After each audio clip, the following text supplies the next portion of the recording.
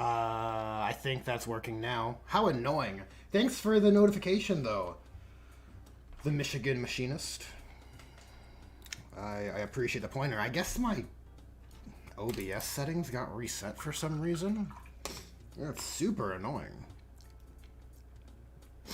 But had you not told me in chat, I would be none the wiser. I would just be here talking to myself. So I appreciate it immensely.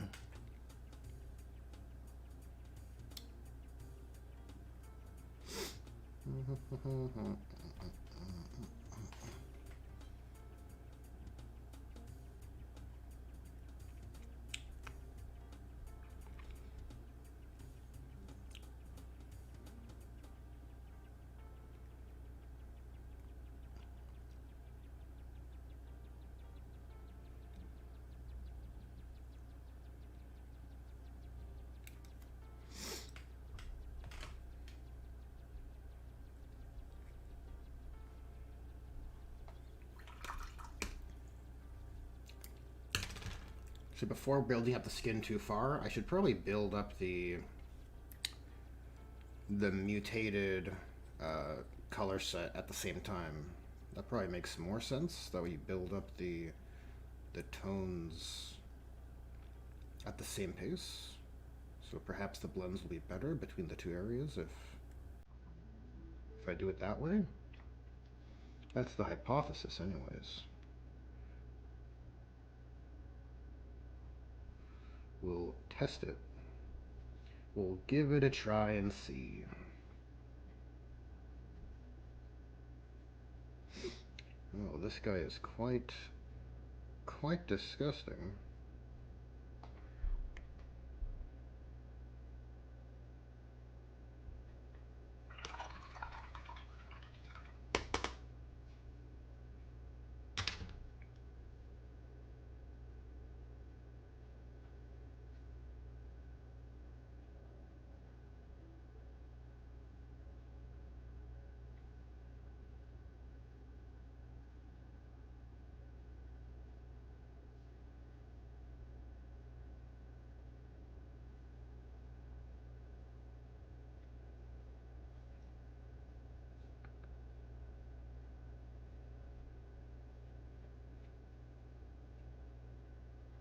I think I may have diluted this bit of paint too much, or maybe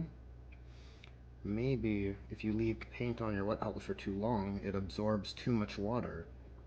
You know, provided it's been sitting there for a while. I think that makes sense.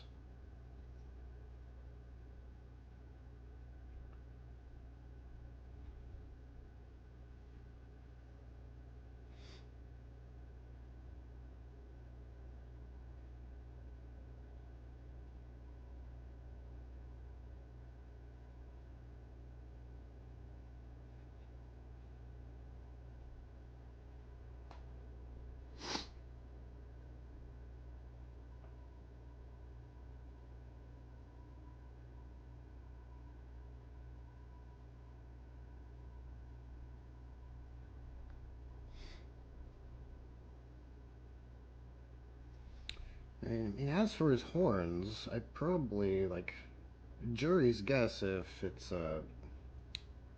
part of the mask or a mutation, but I'm gonna paint it as if it's a mutation. I think that makes it more interesting.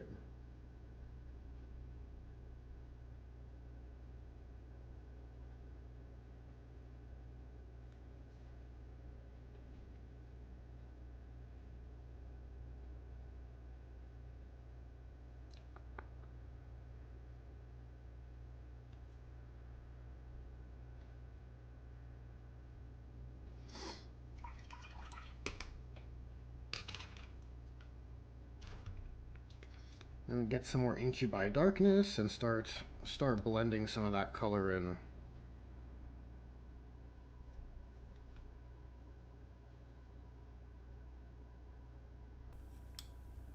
This makes them much more interesting.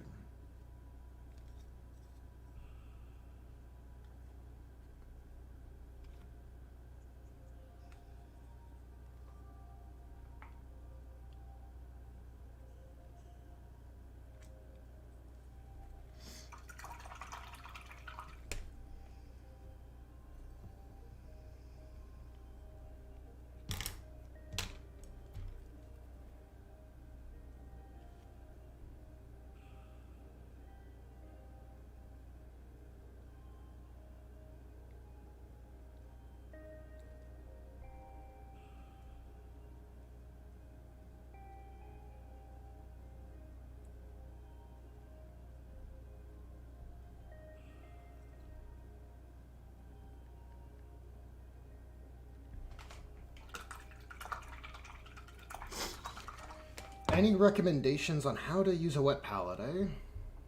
Well, I would... Oh, I don't have any formal advice. I have a parchment paper here. I don't have any fancy brand wet palette paper. And I basically... I could refill my wet palette a little bit. So I have an old airbrush cleaning bottle just filled with water. Just because it's a useful twist open cap. And I basically kind of just refill my wet palette like this.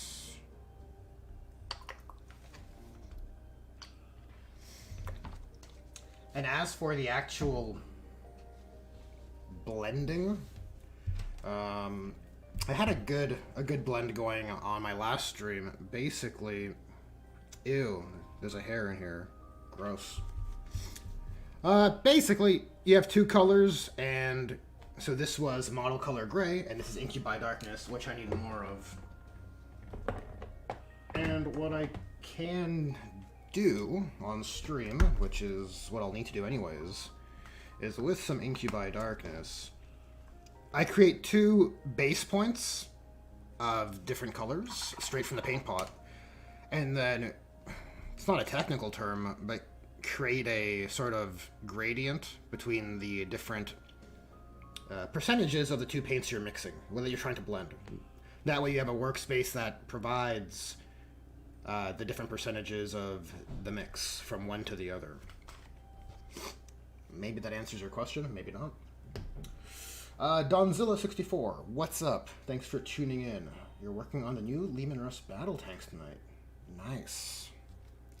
The new Lehman Russ, would that be the ones from Horus Heresy? I guess those would be old Lehman Russes, technically, right?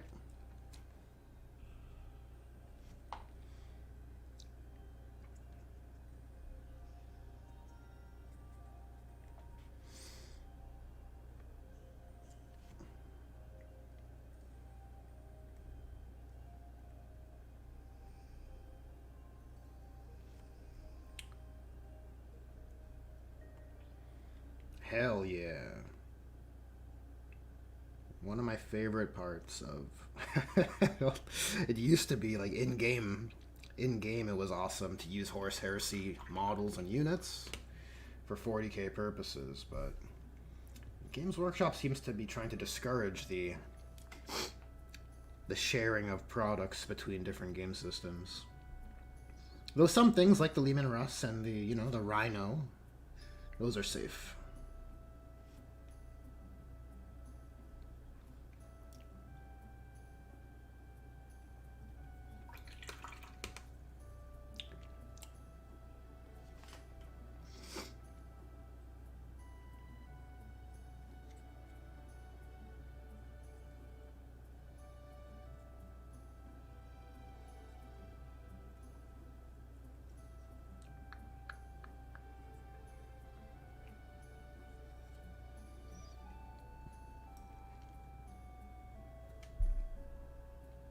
What are we looking at here?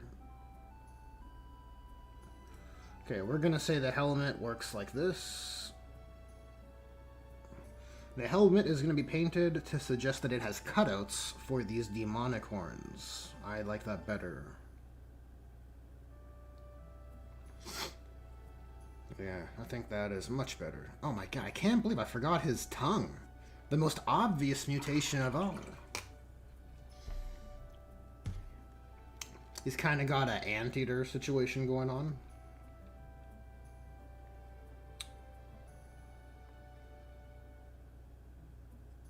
I kind of botched the blend there. We'll have to just redo. That's okay. Got some Army Painter Pure Red on my palette here, and some Word Bearers GW brand Word Bearers Red. There might be some Corn Red mixed in there too, if memory serves. But adding the Pure Red from Army Painter really adds that increase in value while maintaining saturation, which I quite like.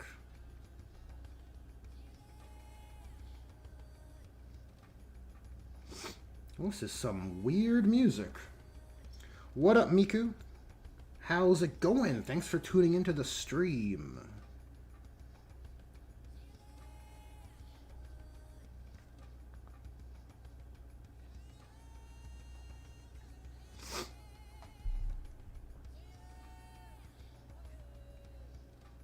I got some weird music from Sonic Adventure going. Sonic Adventure. When I think about that game, I don't think about this kind of music at all. I think about $50 pop music.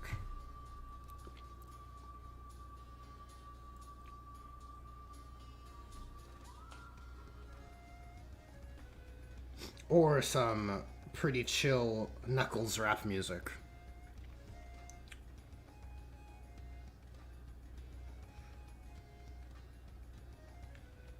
Which might feature in this playlist. It just might.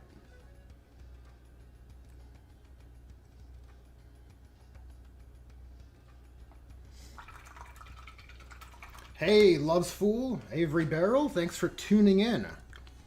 Hope you guys are able to get your projects done, or at least further along. That is the path.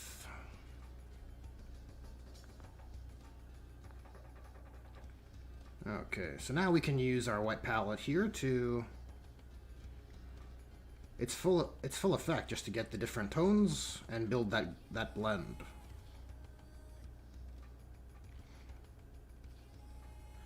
I don't know how well it's coming across on camera. I probably should have done that at this distance. Oh well. You know what? It's the thought that counts, right?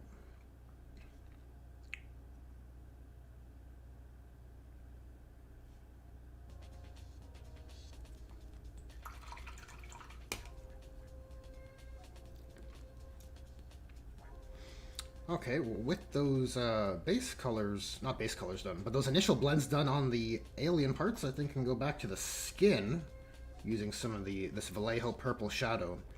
Running a bit low on my palette actually, so I'm going to procure some more. Purple shadow, where are you?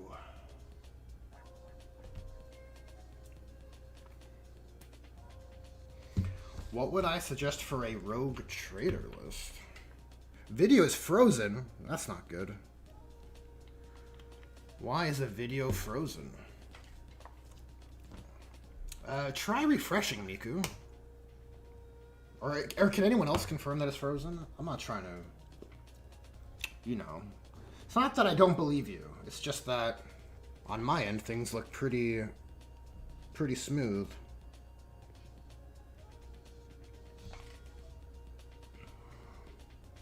What would I recommend for a rogue trader list? That is an interesting question. Not something I've considered, to be honest with you. Mostly because rogue traders, while cool, are just not as popular. They are cool, though. I guess it would be similar to an Inquisition list. Like, what is a rogue trader? A cool individual that goes on personal quests, right? A uniquely autonomous kind of character. I don't know if it's best represented through a thematic army list for 40k gameplay, to be honest with you. I guess you would have to create a narrative around escorting some important cargo that gets, you know, protected with Imperial security, Navy breachers, that sort of thing. Or a rogue trader being contracted to do something for the Crusade, the Indomitus Crusade, and maybe that's an angle that you'd use to tie in a rogue trader to work with whatever army you'd want. I think the concept affords a lot of freedom, to be honest.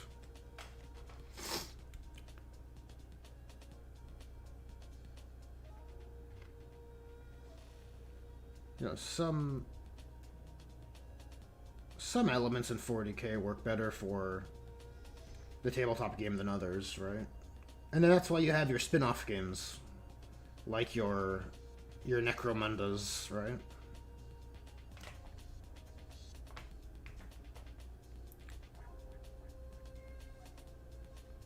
That's way too red. Way too red.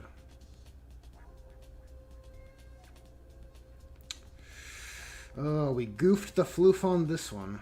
That's for sure.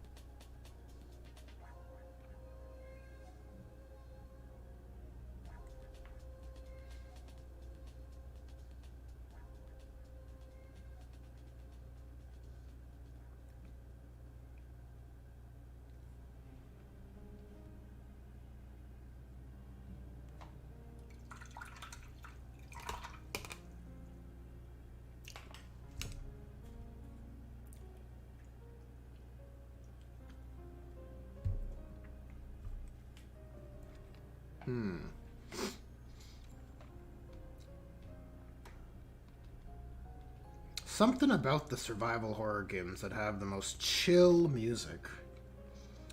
For those safe zones, you know? Basically any Resident Evil saving theme is just anxiety relieving by nature. Just instant relaxation.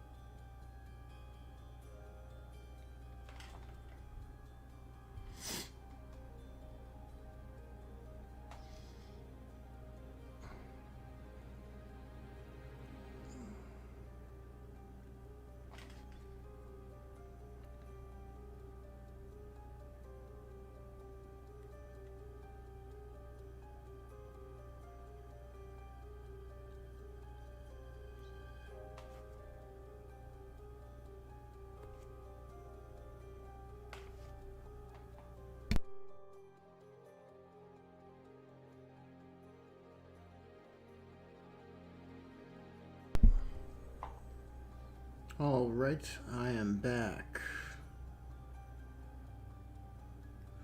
Back to painting the highlights on this guy's messed up back.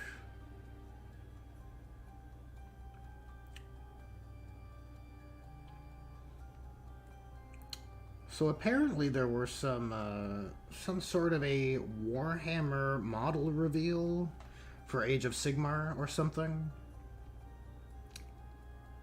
I think there was some 40k reveals also, like a Sisters of Battle, Jump Pack Canoness. I don't think anyone's surprised by that. Though I was surprised by the big brain Psyker that they added to Genestealer Cults.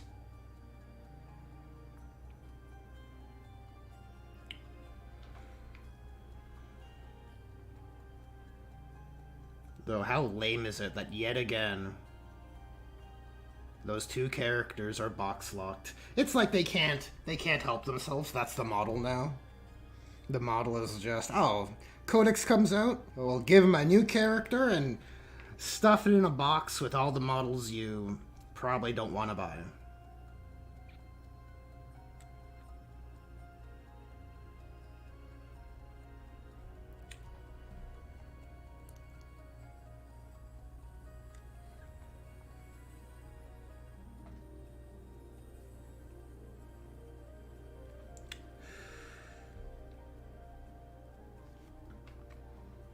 And I think there were some cool-looking Genestealers for Necromunda, too.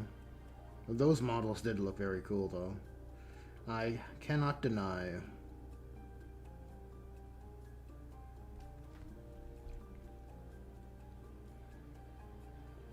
Alright, that area is looking pretty interesting. Cool. Very cool.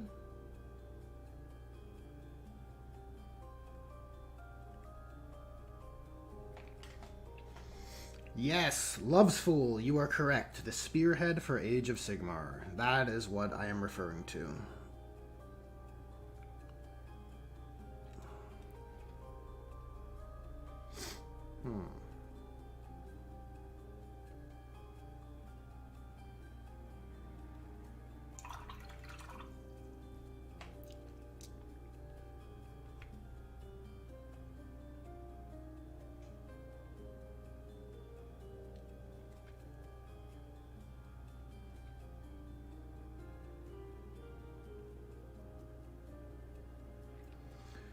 Hyped for the new Skaven, eh? I see those Skaven models, and I do think they look pretty amazing. They do look good. The Skaven have that... They have an allure. I think a similar allure to what Orcs have, but... They might be a bit more charming. Dare I say. There's also something about that wooden... Whatever artist they have for their sculptors. A lot of the Age of Sigmar models have this particular aesthetic with how the wood is modeled, and I just think it looks freaking awesome. Such a weird thing to praise, like texture, but there's an art to making good textures, obviously. And it could just be a novelty thing, because that is a texture we just never see in 40k models. You'll get the odd, like, stock of some guy's gun, and that's it.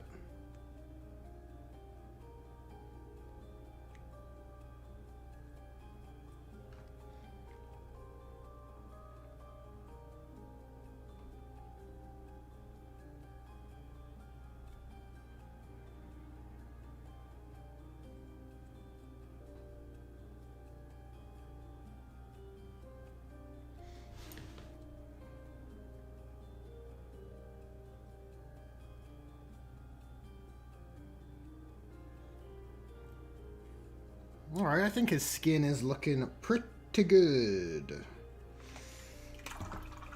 Definitely from the top-down angle, the angle that you'd see him on the tabletop, I think it's totally fine. Good enough. Which I suppose means I can go in and just layer up a bit more of these reds on his cloak. Just following where the light would catch. Trying to leave those darker layers untouched in the recesses.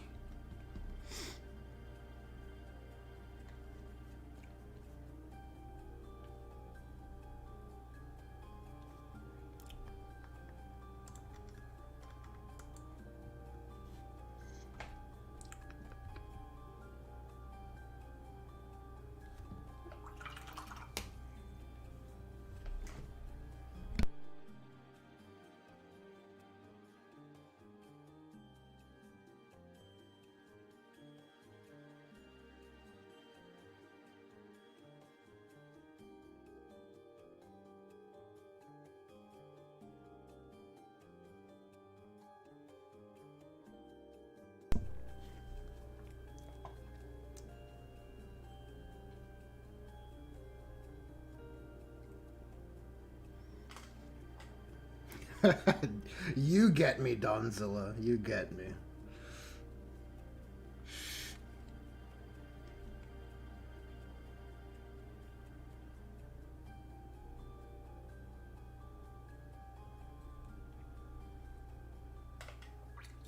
So for the inside of this cape, I'm thinking... What did I do for the rest of them? Purples, right? Yeah, these guys have purple... Purple on the inside. I think that's a Naggaroth Knight. Naggaroth Knight.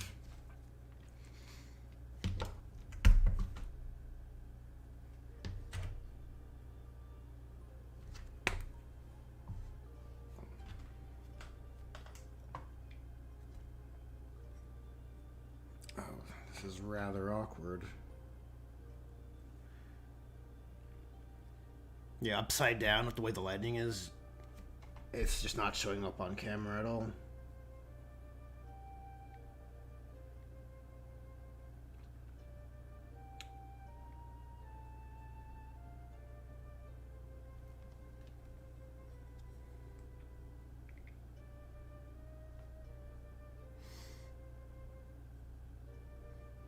All your last guns got wood furniture.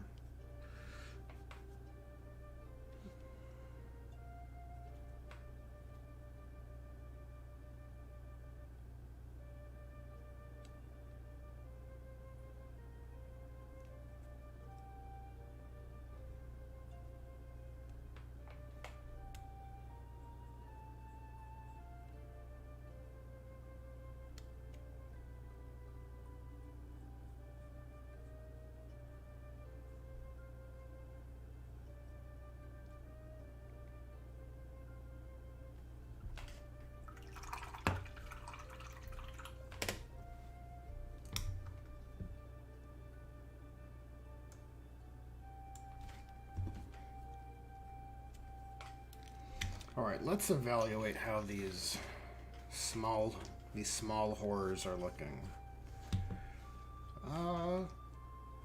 You know, they definitely pass the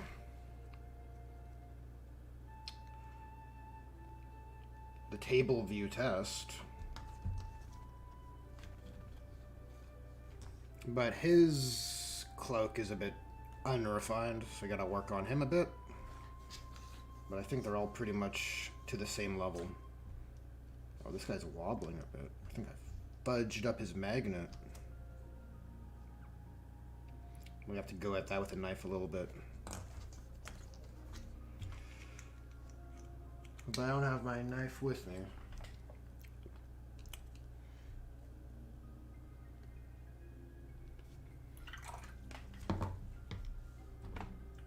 Where's my glazing medium? Here it is. Vallejo glaze medium. Helps the blends out.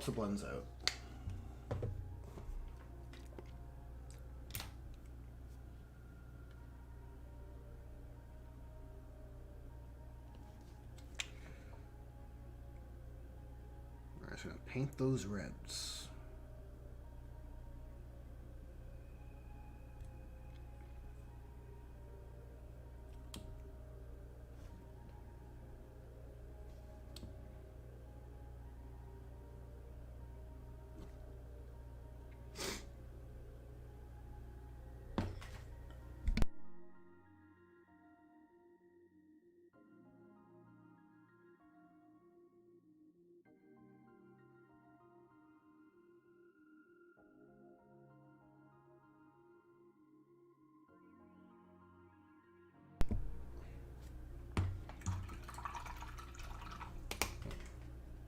Just a check for the stream. I just got a notification that YouTube was bugging out in my YouTube studio.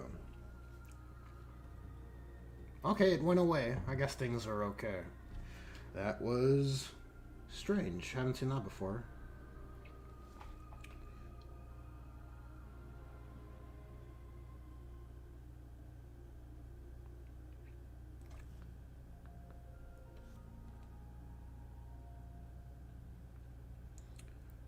So I played a game against salamanders today. I took the house rule pack that I shared in that Word Bearers video out for a spin. And it worked adequately enough.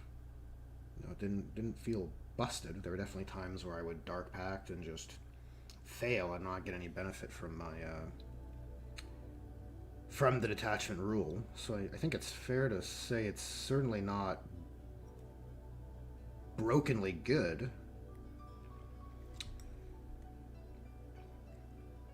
And that's even with the +1 to the leadership test that the detachment rule was providing.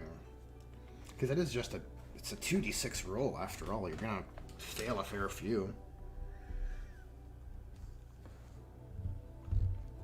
Though, man, like after the new change to Dark Pacts with having to roll for them before you get to use the attack, before the attacking models make their attacks, it really curbs the output.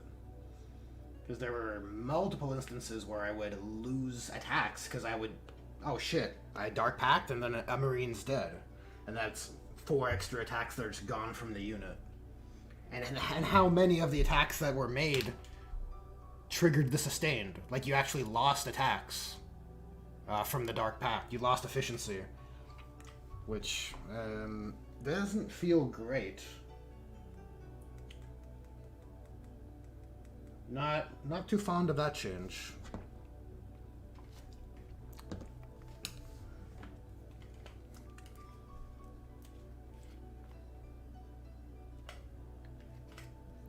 It blipped for a sec, eh?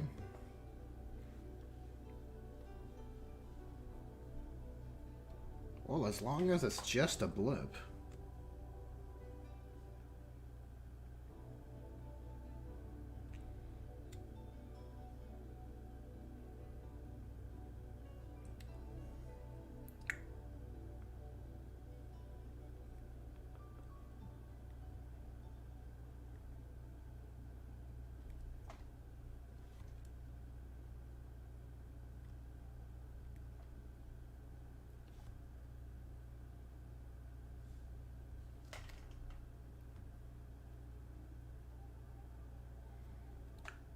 To get some more brightness up here.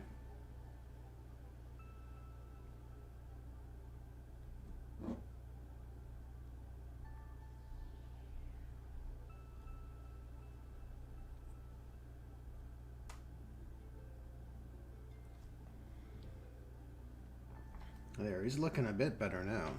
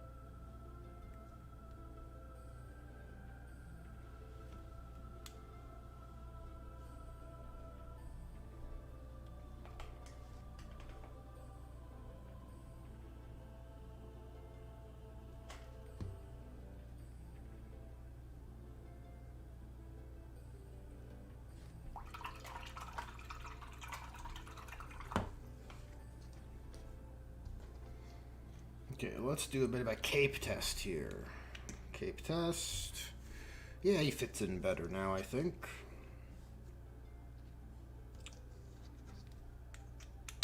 Certainly better than before.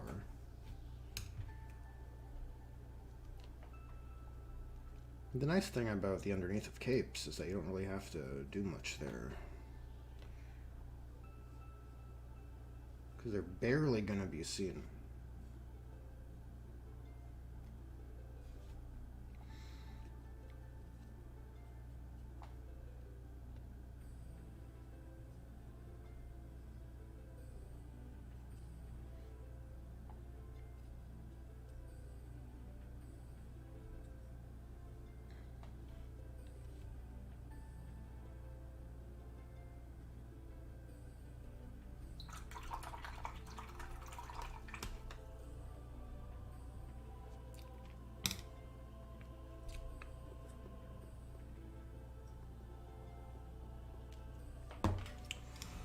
Okay, so I suppose with the main color, or the main reds down, I can probably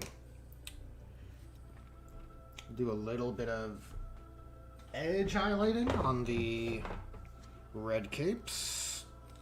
It's going to mix a bit of game color, Blanco, off-white, into the red color here. The Army Painter Pure Red. I'll scoop a little bit here, add some down, and then we'll start a blend.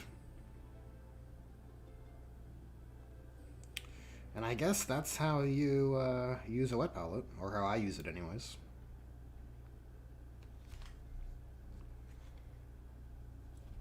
Okay, and let me just do the edge highlighting thing and hopefully not overdo it. Oh, spoke too soon. Look at that already. Already ruined. It's just too strong. It's too potent. Can't, sometimes I don't know how to control my own strength, it seems. There, that's better. It needed to be more pink. It was too white before.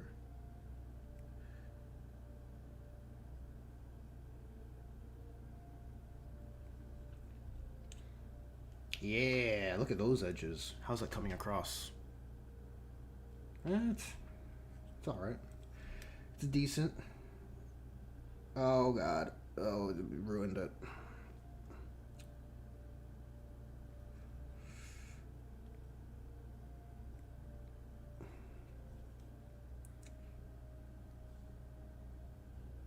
Completely ruined. At this stage, I'm not too picky on if I nick the pants, because I usually put a gray over the black to create like a dark charcoal colored pantaloon. So that'll get cleaned up later. And now that quite a bit of the paint is off of my brush, there's barely any left, I can start just subtly applying some, I guess a bit of texture is what you would call this. Just along the peaks where the most light would be caught on the folds of this cloak. So then rather than a straight, perfectly clean line of light, it's a bit broken, and I think that helps add a more weathered kind of look. It doesn't have to be everywhere, but I think it goes a long way. Maybe on these bigger holes I can put a bit of edge highlighting.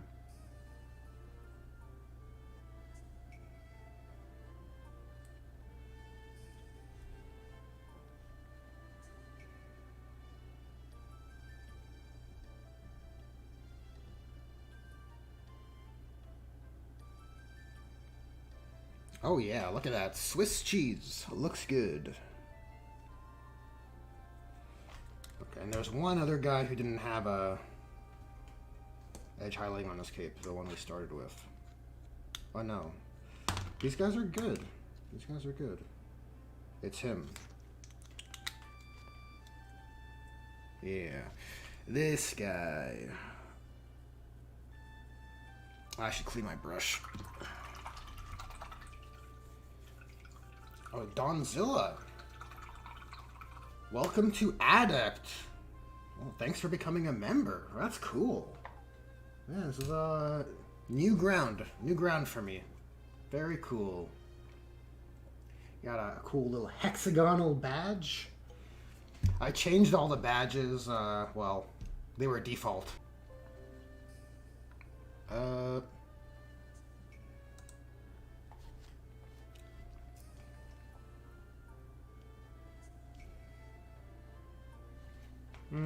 Looks like the stream kind of hiccuped a little bit, but I think we're okay.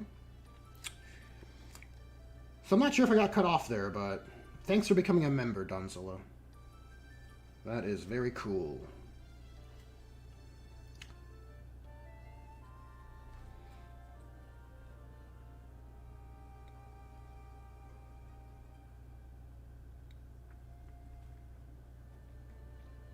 I knew it. I felt the blip. Though this time OBS gave me a notification. The blips are getting stronger. It's a Pacific Rim type situation. Soon we're going to have a double event. And then a triple, and then it's GG. Followed by a terrible movie afterwards. A terrible sequel.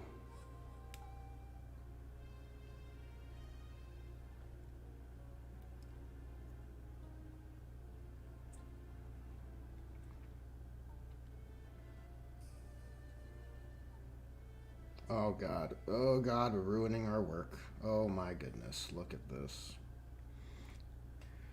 Look at this. Terrible. Well, you know what? It's part of the process, right? It's not about perfection.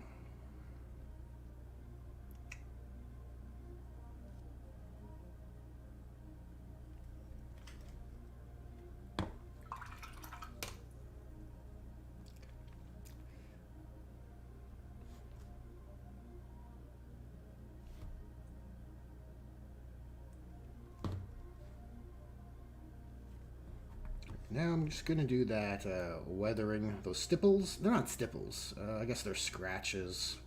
I guess that's what you would call them. Just applying paint to suggest texture is what it is.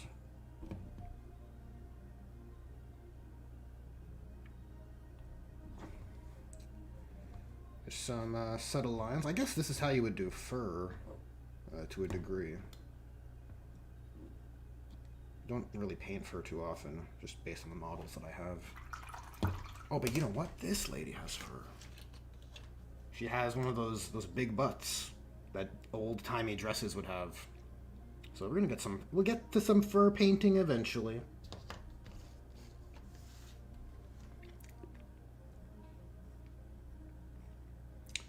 All right, so I think the reds are good. I think they're all right. I could do another coat on this lady's hair. And then from there, I think we're back to some of these torments. Probably these two.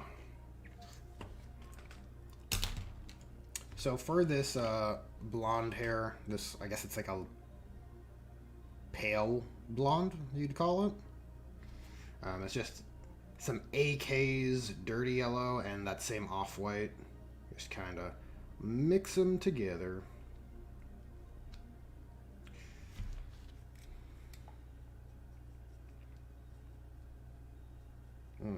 That might be too saturated. I don't want it to be like a Barbie type situation, you know?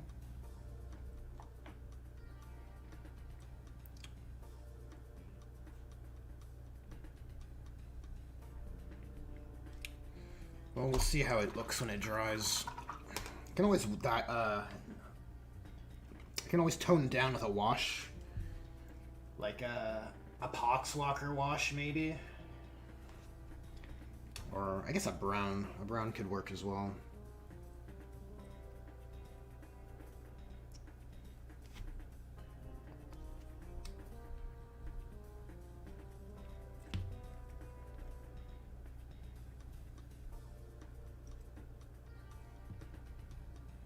Yeah, okay. We'll let it be. Oh, it's weird to me. Maybe that's a bad color. We'll see. We'll give it some time. Sometimes you gotta let it cook and come back to it and see how it is. Okay, so on our torments, this one is a little further along. I'm gonna go back to the human skin first, because the base tones of our demon skin are in place.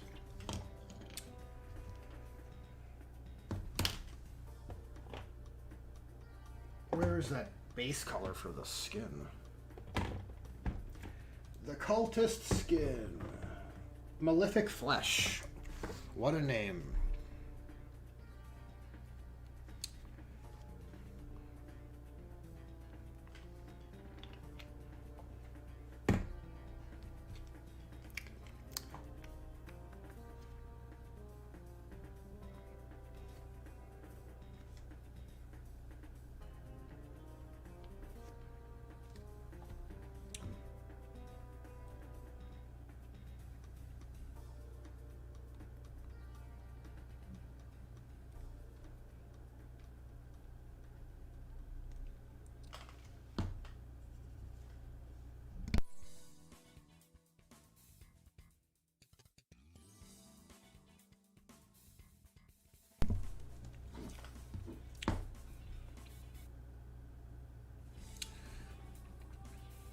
All right, we're back to the skin grind here.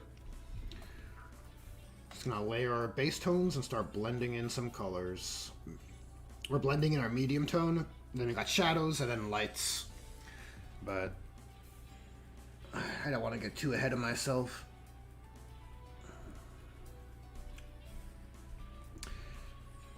There's a lot of disgusting detail on this guy.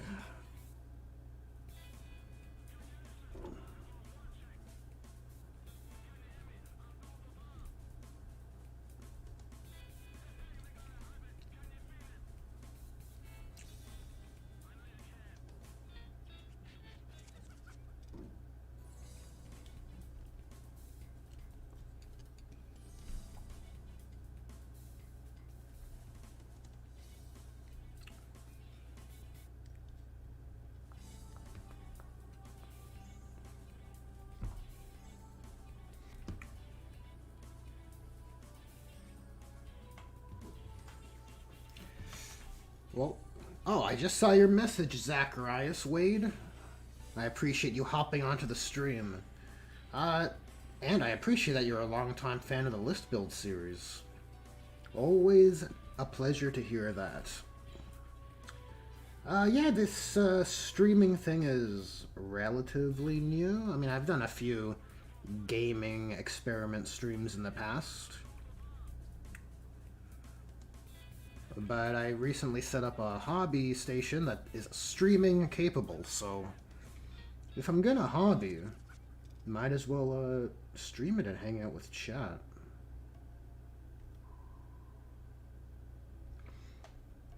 You know, thinking of those gaming streams, I really should finish Ghosts of Tsushima. And I think the PC port is like just came out. So it might be a good time to finish off that game, because it was quite enjoyable.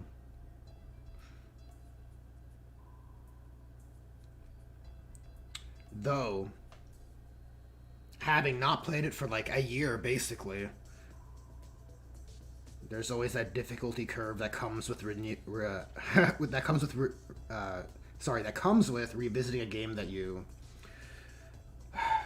left. Like, if you're at the final boss, it's going to be very difficult, and I think I'm pretty close to the end of the game, so it's not the easiest point to jump back in.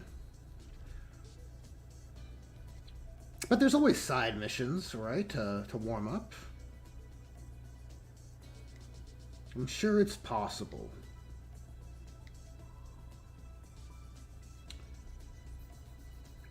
Well, this guy's got some nice anatomy.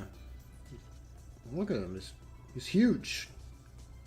Maybe that's why he's got a very ripped demon, right? Because he was already in good shape. So his demon that manifested from him was obviously going to be in good shape also. We're theory crafting here. It's not just a painting stream.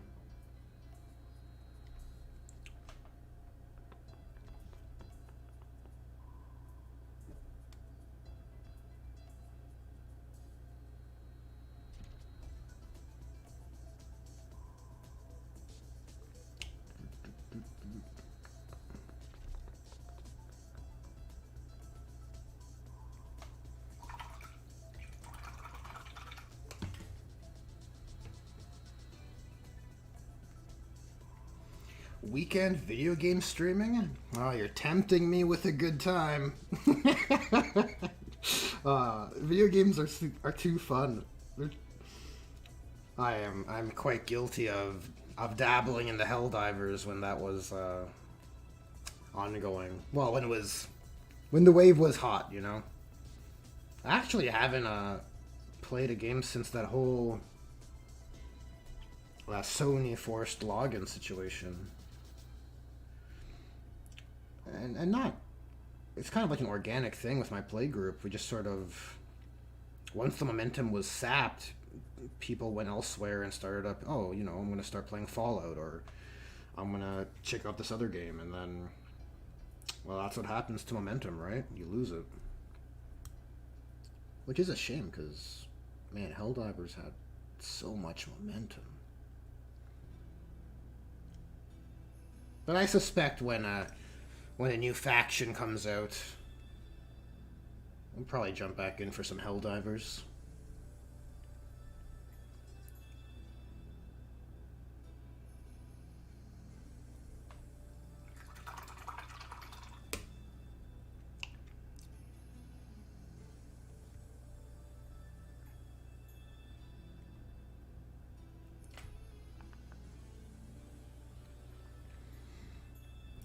Okay, oh shoot. Nope. Nope, we want our dark colors in the recesses, obviously. Obviously.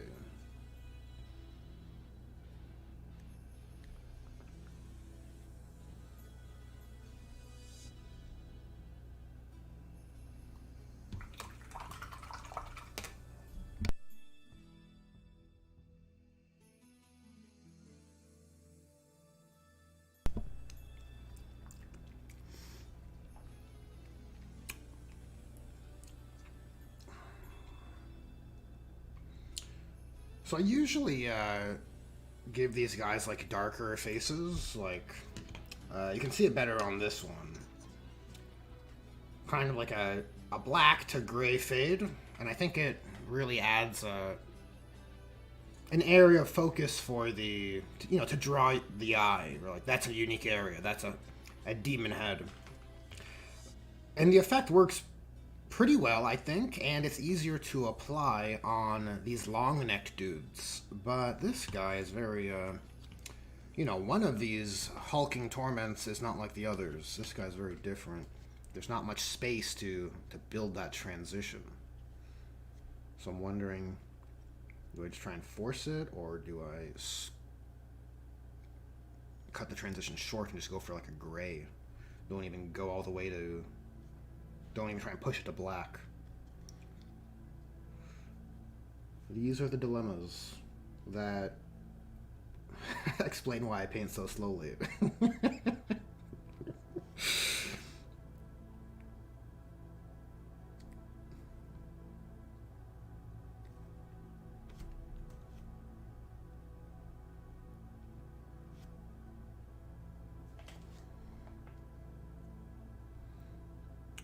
Okay, let's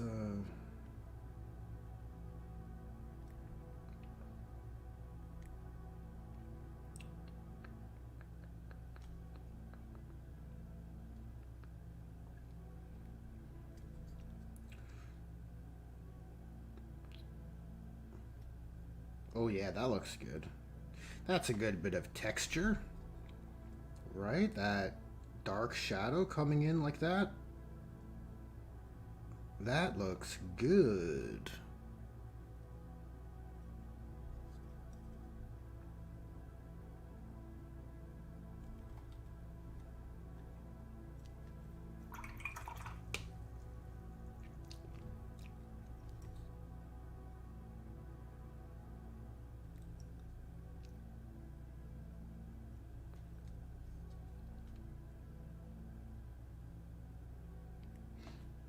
That's good.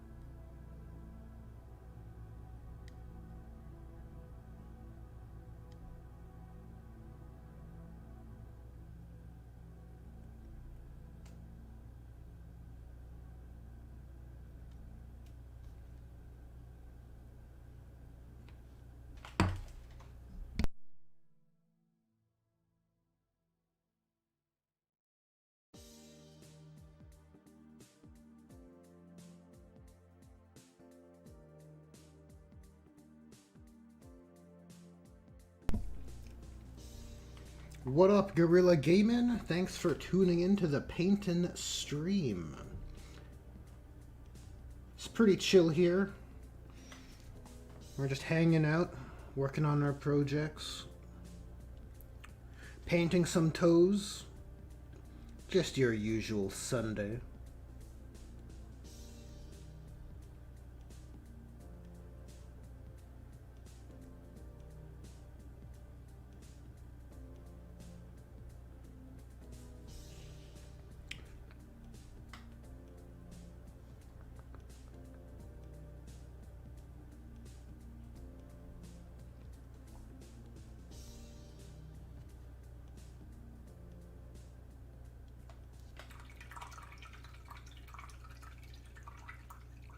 Sir Alvin, speaking my language.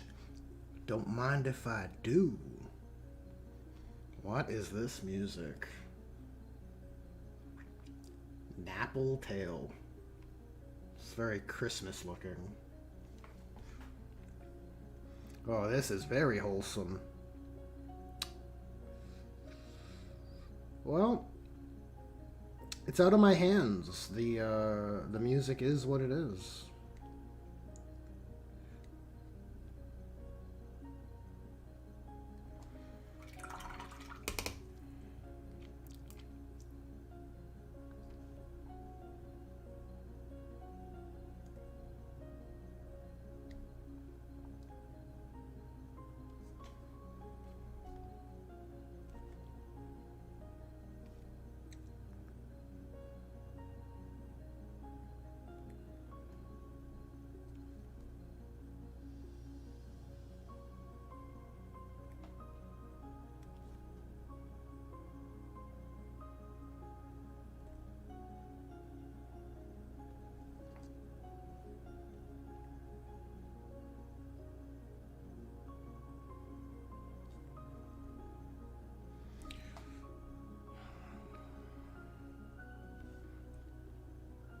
I wonder if these are the first human feet I've painted for Warhammer.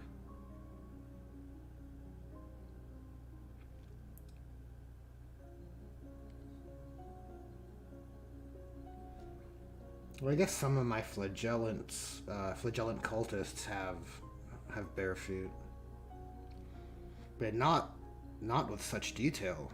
Look at these feet; they look incredible.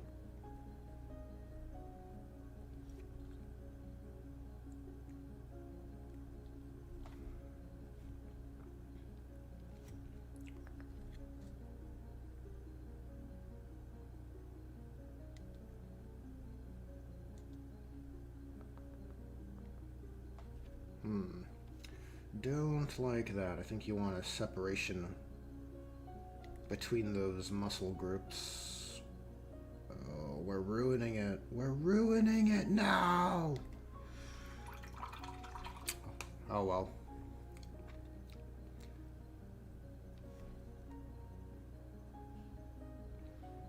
I guess that's just part of his mutation. It's a distortion with his skin pigments. That's my excuse for any painting errors now.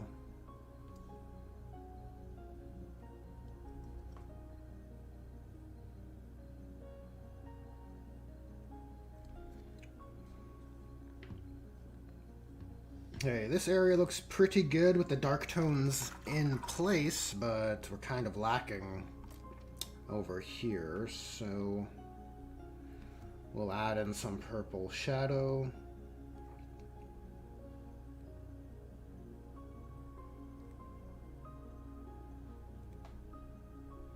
And try and marry that in here.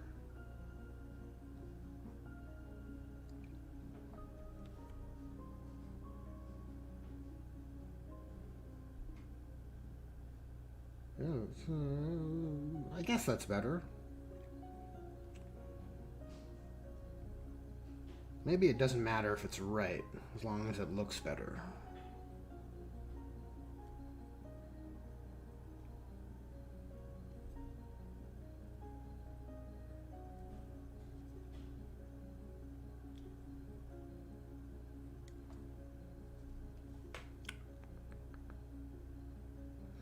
Oh, that's so disgusting.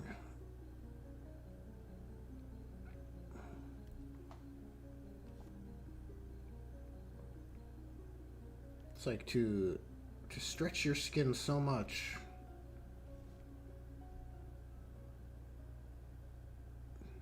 It's very disturbing. You know, I give GW a fair amount of criticism. I think that's fair to say. And in this case, I think they did a really good job with these models. So credit where it's due. I mean, usually their models are on point. There's the odd anomaly, right? The Invader ATV.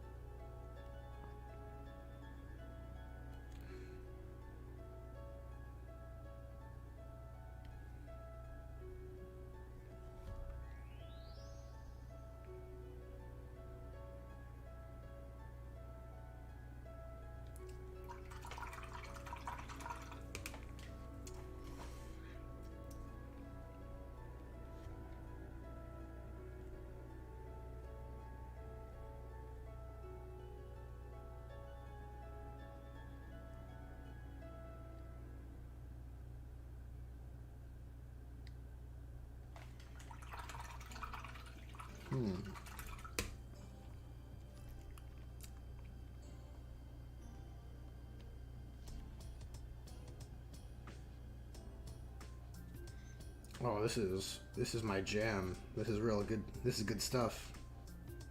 What is this, a game? Super producers. Well, I don't know anything about this game, but it has a pretty bangin' soundtrack.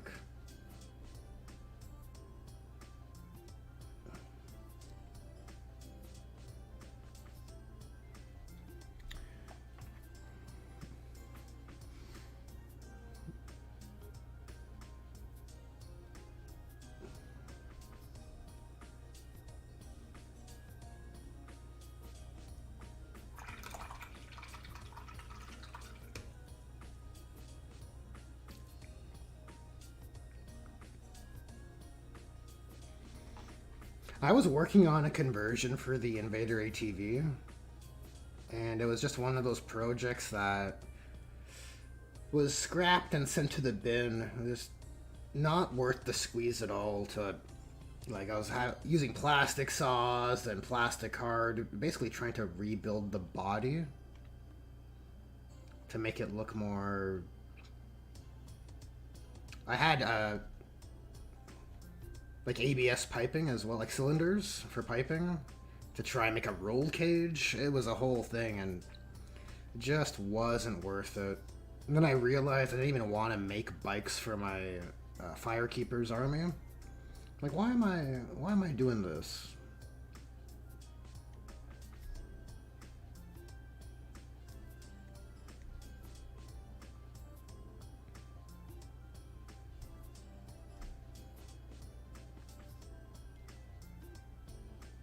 I guess the Desolation Marines can be added to that list too, with their t-shirt cannons.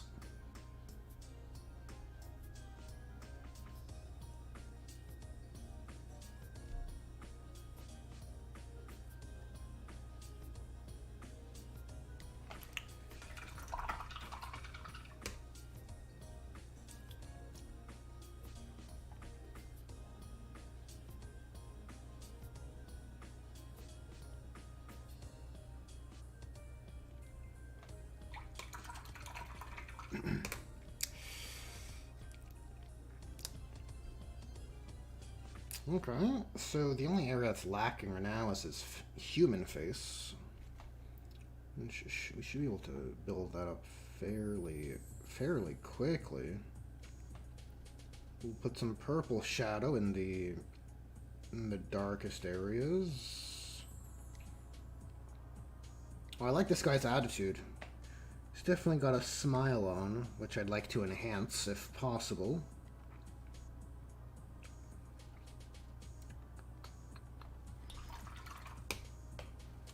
We'll see. We'll see what we can do. Okay, so let me get in here. Is this in frame? Yeah. So we're gonna just put some basic tones down. Try and highlight his features a little bit. We got an ear here, his jaw, his cheekbones, and his cheeks. And the cheeks are what we must emphasize if we want to make the smile appear stronger. At least in theory, it makes sense. It makes the sense. We got a nose and an eyebrow. We have another eyebrow here.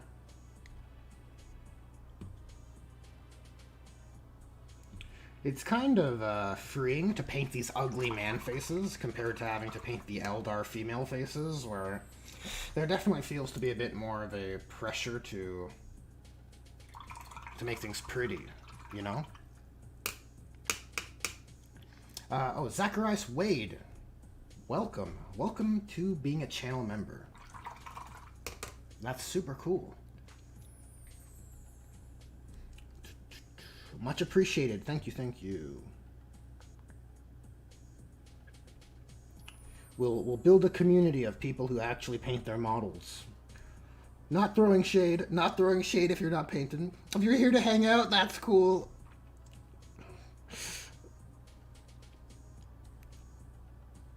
Spoke too soon. Well, I've self-reported my snobbery around painting models.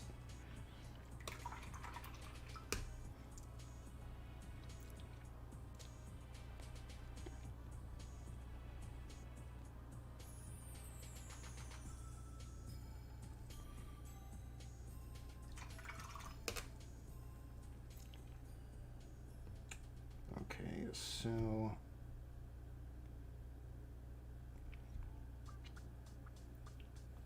oh, this is a banger also. You can tell already.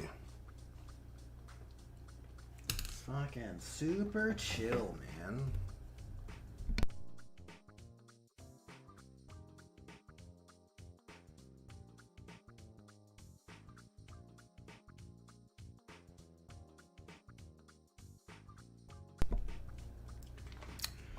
Okay. I think we're ready for the... We gotta renew this color. Our brightest value for our skin. White Flesh by Vallejo.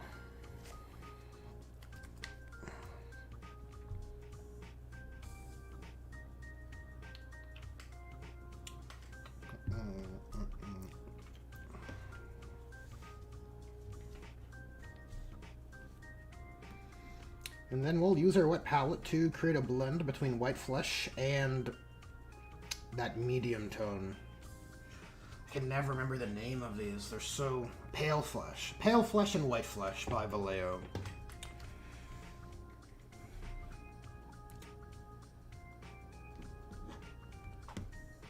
Okay, I'll start with his head and just create a bit of a... the brightest areas of value.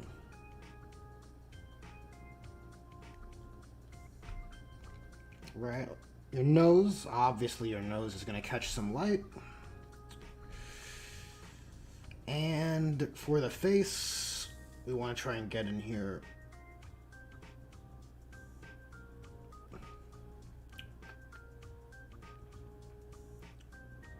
I mean, this will definitely pass the 3-foot test on tabletop. So no worries on that front.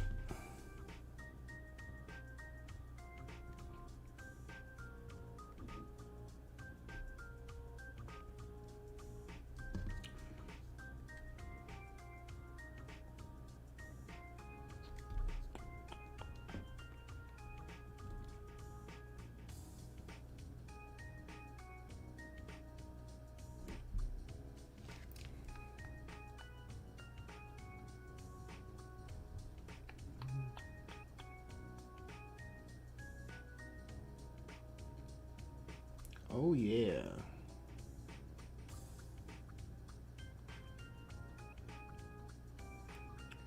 try and emphasize those muscle striations with our highest value. And I think it'll create a good effect.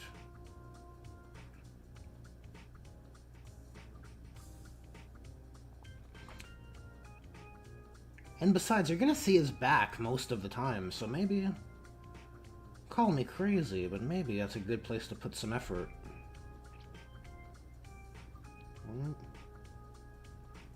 It's what you're gonna see most of the time.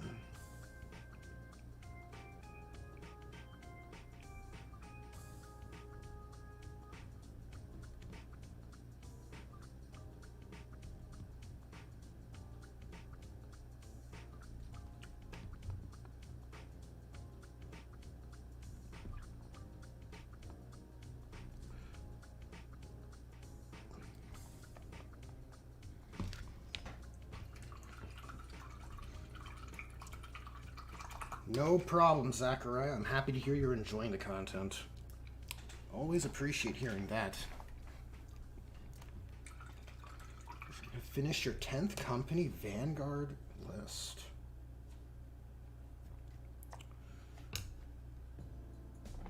Very cool. What chapter would that be for?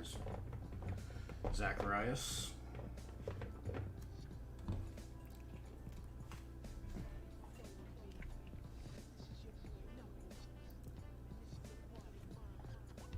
Look how chill this music is too, right? There's something about this 90s hip-hop Sonic Adventure music.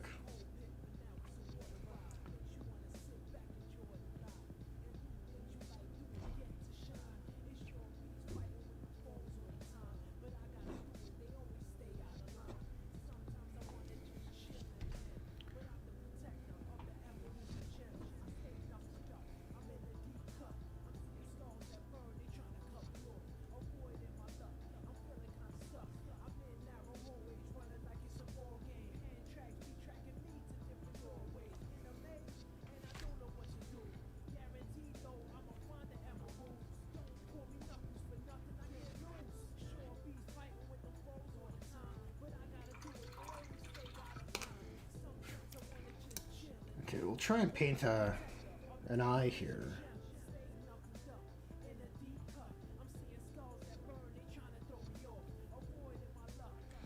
Well, that'll work. There, you can see that in camera a bit better. You know, sometimes you get so focused on painting, I don't notice the drift in frame.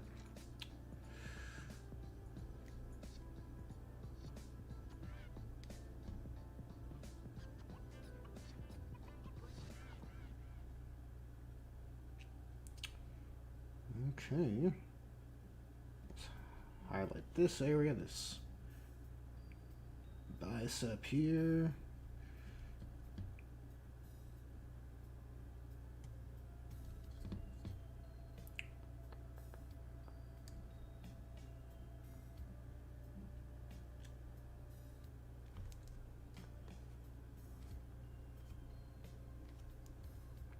Flesh Terrors, nice. Very cool chapter.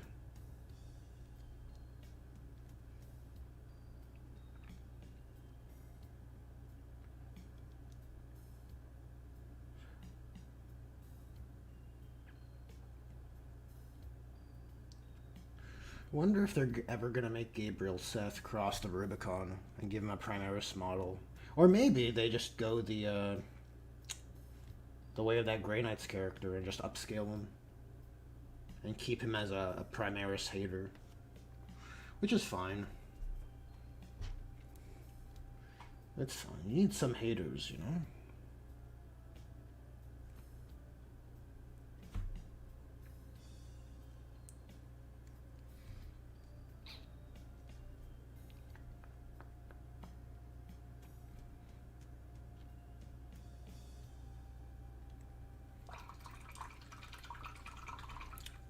You take care, Loves Fool.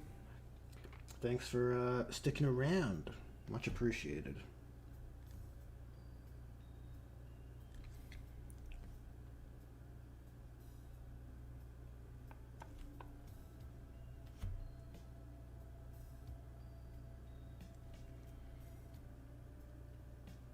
boy. I think it's looking pretty good.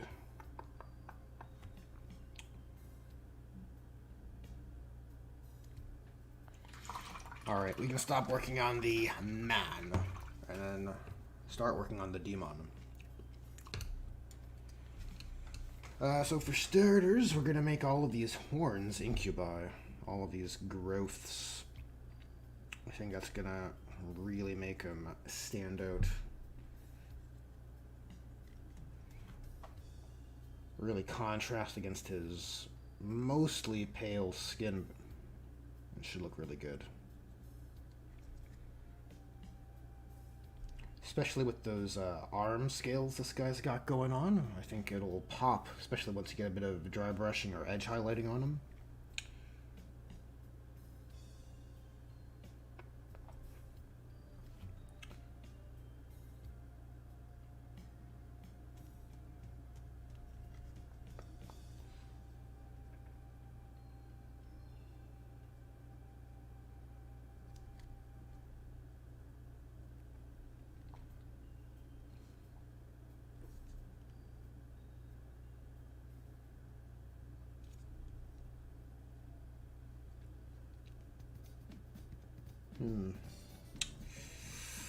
For his teeth, probably gonna make those a standard kind of ivory or bone color. It's probably better. Because if we make his skin gray or black, like with the other demons, it'll contrast better if it's white or bright teeth. What up, Alder? How's it going? Let me read your message here. Tested out the word-bearer's attachments. You made a few... Oh, nice! You tested it out! That's wicked!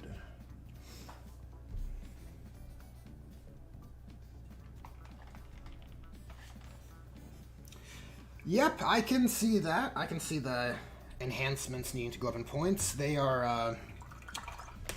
the Exalted one is quite potent. Just because you're getting so many buffs. But...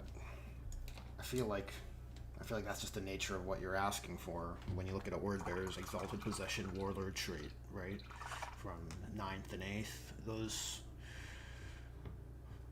The spirit of those Warlord traits and enhancements ought to bring a Chaos Lord to the stat line of a Possessed.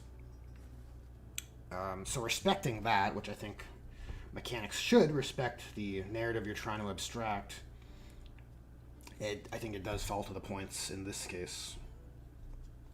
But dude, really happy to hear other people are trying it out. That's awesome. I also tried it this weekend, well, today, and it worked pretty well. I didn't use too many stratagems, though. It was mostly just testing the detachment rule in isolation.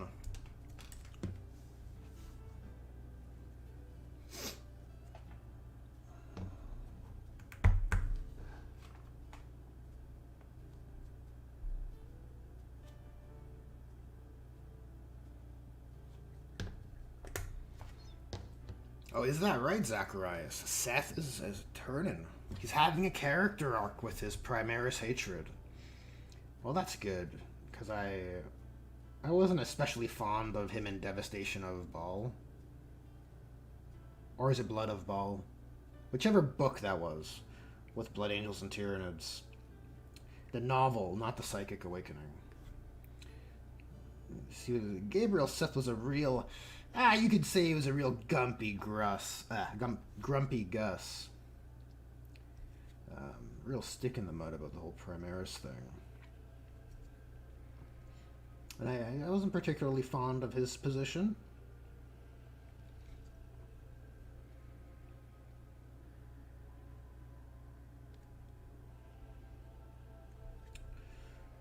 But if he's coming around to the Primaris thing, that is pretty cool.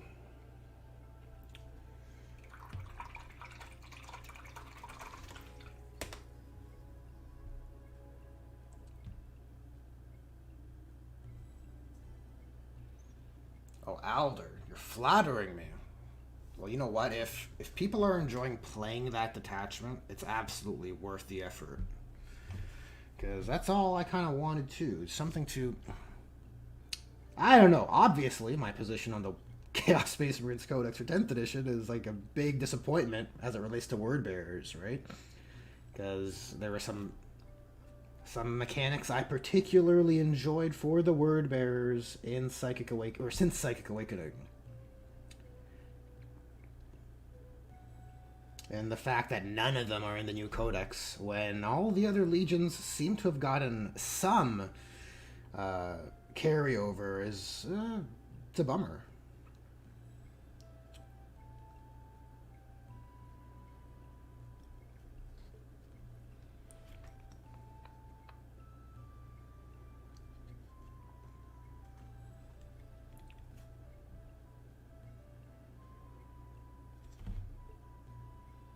It is a big bummer.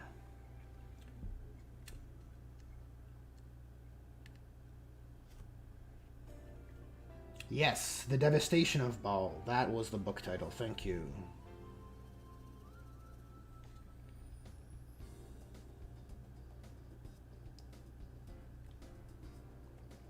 I mean, my dislike of Gabriel Seth's behavior in that book could just be my bias for wanting transhuman Space Marines to act very like how I would prefer them to act, like unemotional. It just kills me. It kills me when they act so emotional. I just can't help it. I can't help but roll my eyes when I'm like, oh my god. Look at this guy. This is this big man over here. He's so upset. That was a huge problem I had with the Wolf Time.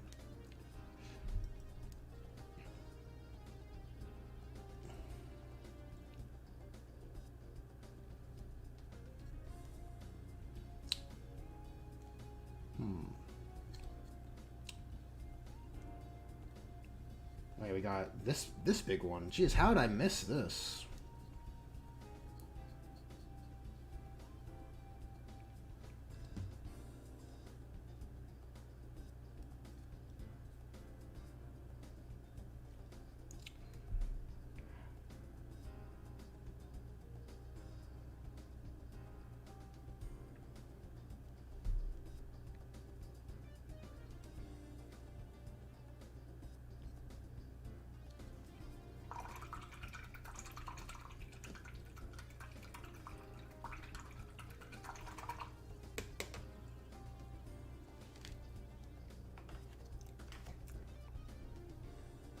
Oh yeah, ninth edition was... I didn't play Word Bearers too much in ninth, but just looking at the overall package, I was very happy with... It felt like the Word Bearers were accounted for and well looked after. I think all of the Psychic Awakening mechanics were there. But I think the Codex for Chaos Space Marines in 9th was only around for like... It must be less than a year than the launch of 10th from the 9th edition Codex release. I don't think it was a full year.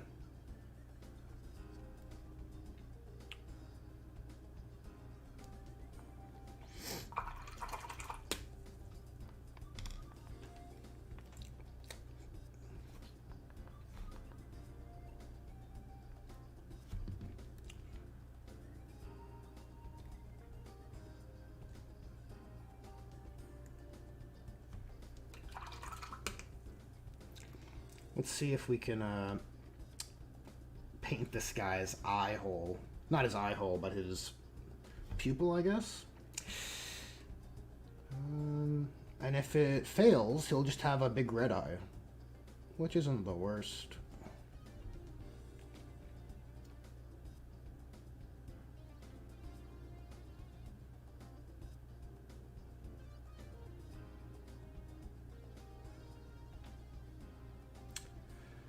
I think we're making things worse. It was so much cooler in my head when I imagined it.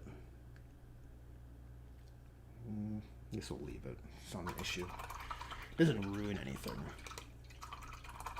But now his eye just doesn't pop as much. Okay, so we can go back to our blends with the wet palette here.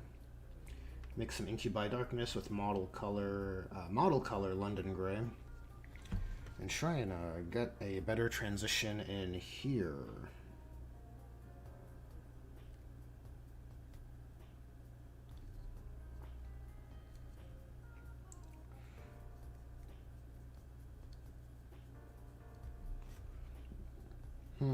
Actually a bit of claws here that I have to hit. Which is okay.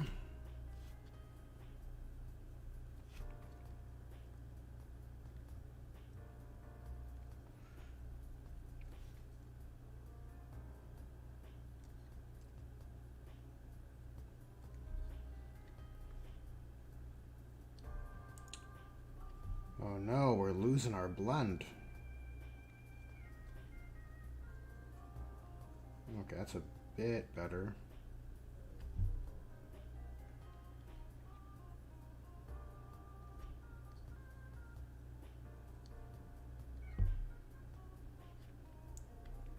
We come back in with the gray up here. Yeah, that should be a good spot for it.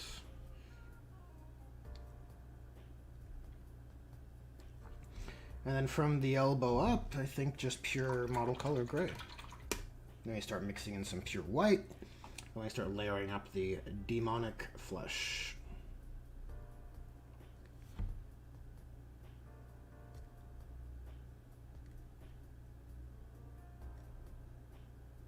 Should probably come in here with a better brush though.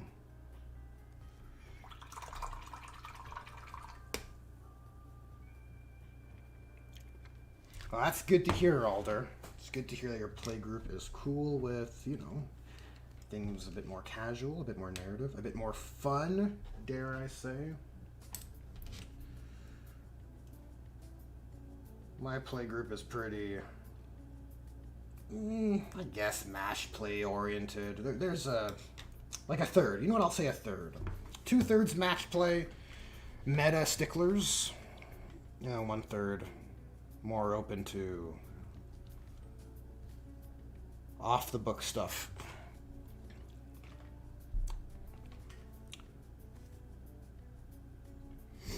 Okay, let's see. What can we do here for this skin texture? We do a bit of feathering, maybe? That's what this is called, right? Probably want to change the texturing method depending on the surface that you're trying to...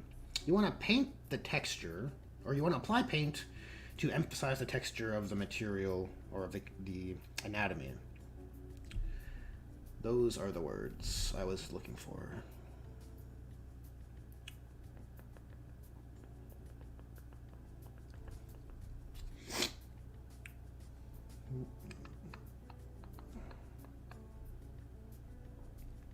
Probably could put a bit of blue in here.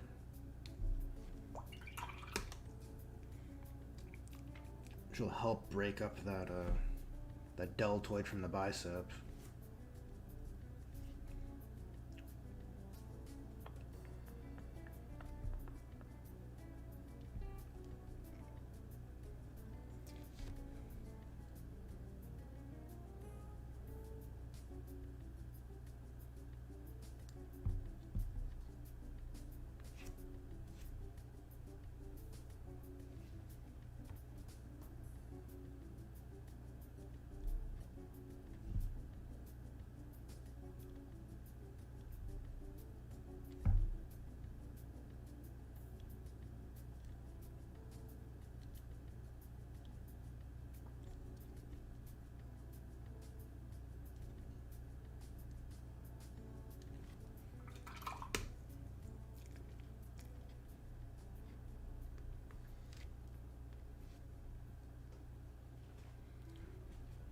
What's up, Peter? Peter! What detachment am I thinking of running? Well, to be honest with you, for Word Bearers in 10th edition, I don't like the Codex offerings all that much, so I've been dabbling with some house rules. What I like? I honestly don't mind the Slaves to Darkness. I thought it was a very well-constructed toolkit as far as a detachment goes for play. My dislike of it is purely in relation to it being the Word Bearers detachment. So I do like that one. That is a boring answer, though. Because you're probably more curious about the newer detachments in the Codex. Which ones do I like? I was very impressed with the Alpha Legion one. I thought it was fairly creative with some of the enhancements in there. I can't speak for their efficacy, but I love the idea of a stratagem, or rather an enhancement that allows you to say, oh, this character that was in reserves, he's actually been in that unit the whole time. Like, I love that. That's a nice way to reimagine the We Are Alfarius stratagem from 8th edition, I think, if memory serves. Because that was probably one of the coolest warlord traits in the game. Right? Now that I think about it, Alpha Legion Word Bearers in 8th edition might have had the coolest warlord traits of any army. Is that too bold of a statement? Like, what's cooler than a warlord trait that says, no, no, no, actually, that isn't my warlord. He's over here now. Or a warlord trait in the Word Bearer's case that allows you to say, this guy's a possessed. You know, he doesn't just have a special sword or special training. No, no. He's been blessed by the ruinous powers, you know. Those are two very cool flexes. It's very cool, just saying.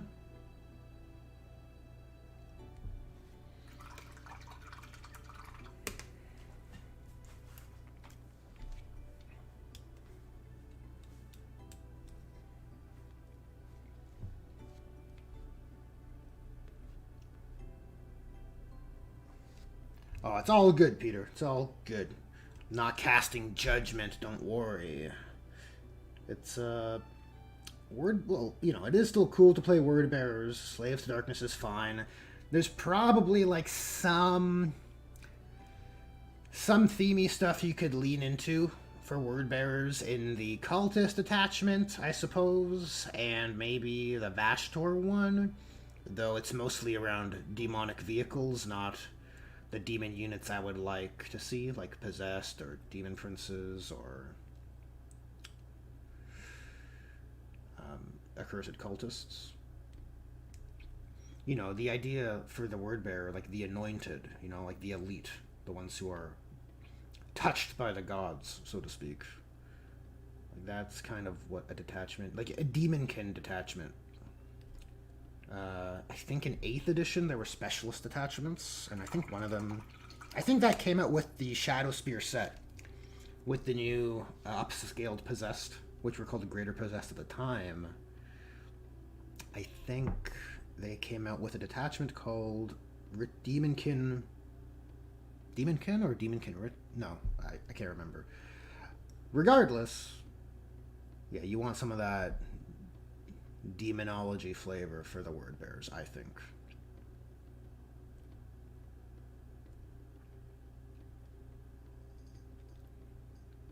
It's funny, you get some comments on that Word Bearers video that, and I get it.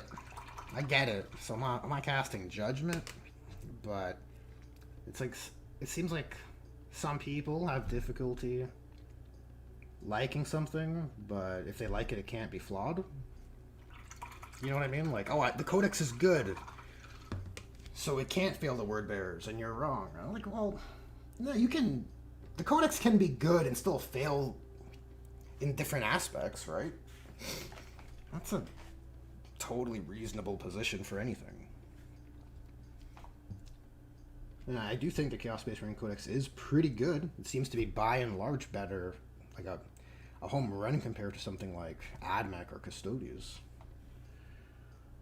But just in this particular, under this particular framing, it fails the Word Bearers, hence the video.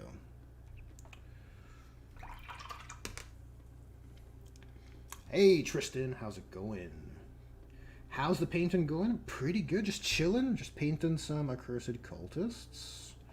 You know, doing what I do. Spending too much time painting a model that isn't worth the effort.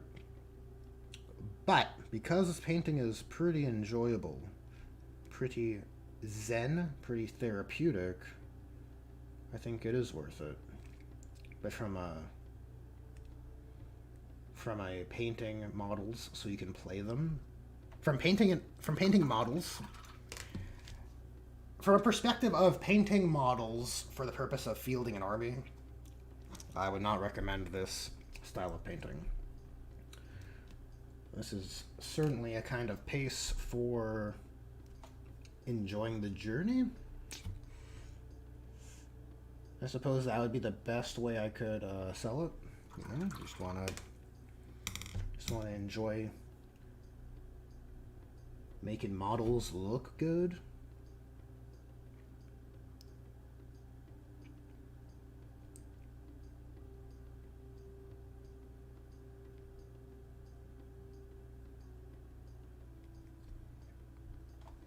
I don't know if his fist looks good or bad. I might have overdone the highlighting. Well, we'll write it off as a demonic imperfection. So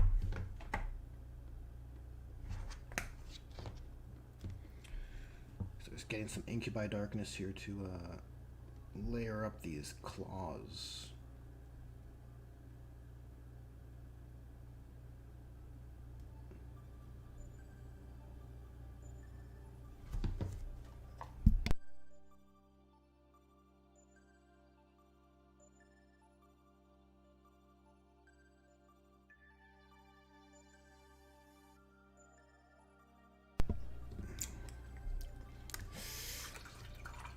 Okay, so I guess we're nearly ready to start working on this guy's face.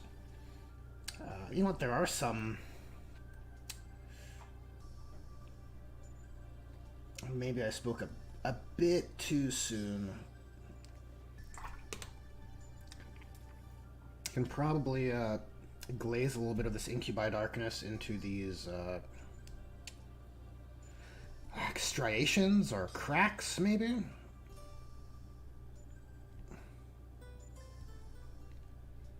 Then I probably should use a wash for this, to be honest, but with the glazing medium, it's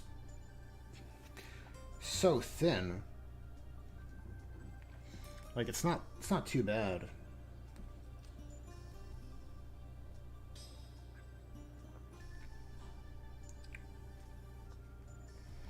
Yeah, let's put the glazing medium around all of these skin areas, or at least the larger ones.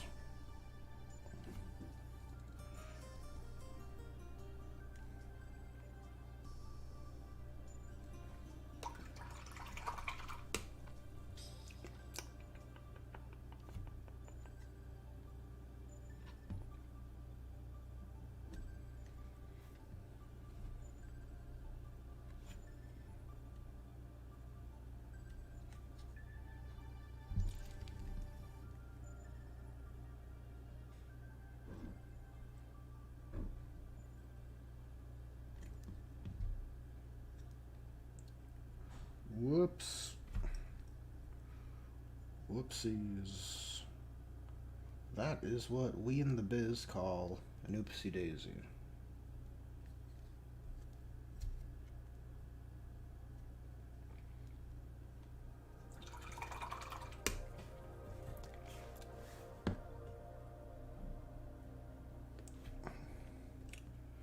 And now I think, oh, that's way too watery. I'm gonna get some more London Gray onto my palette. One side, oh, not London Gray, Dark Sea Gray. Which is the, let me move this over, the base color for our demonic skin here. And I got some black on my palette here, so I'm going to make a blend this way also to start creating this kind of demonic face color, and just blend it into the neck.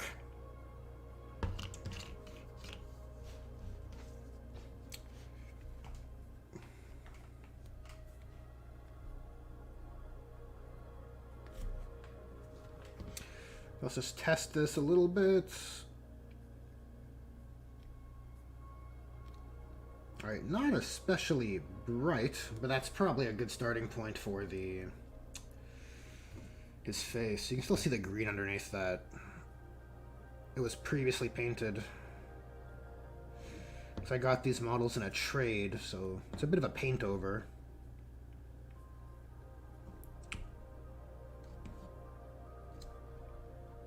Bit of a paint over. So his head ends here. So from there we're gonna start fading out.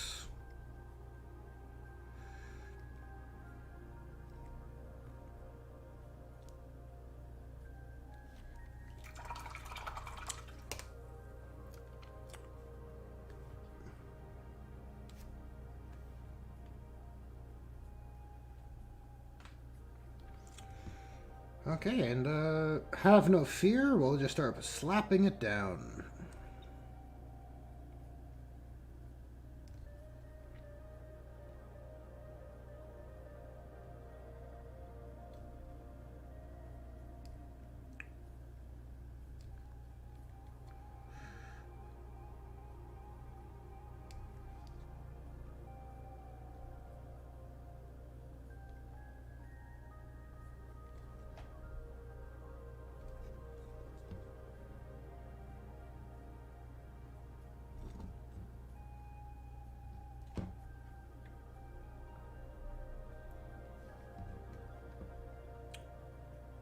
And I guess we'll just try and blend it in. It's not a lot of surface area, or real estate, I think is a better term. Not a lot of real estate here to do the blend.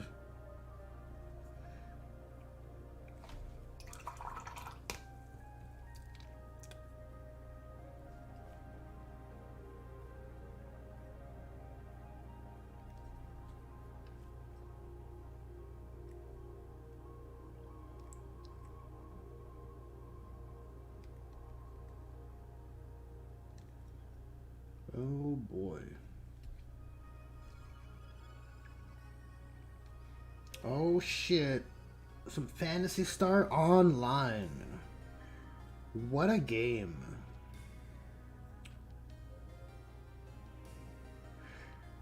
Phantasy Star Online was definitely one of the formative online gaming experiences of mine.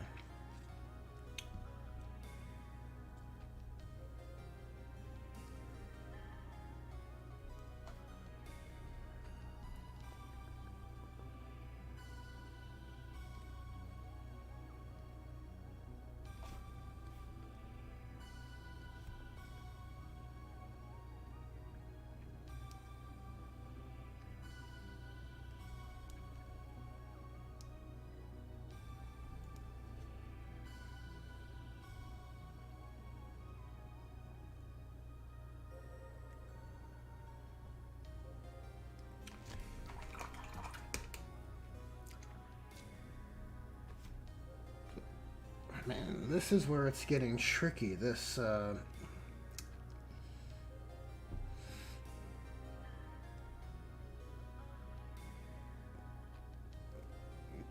trying to sell the blend with such little space. Quite the challenge.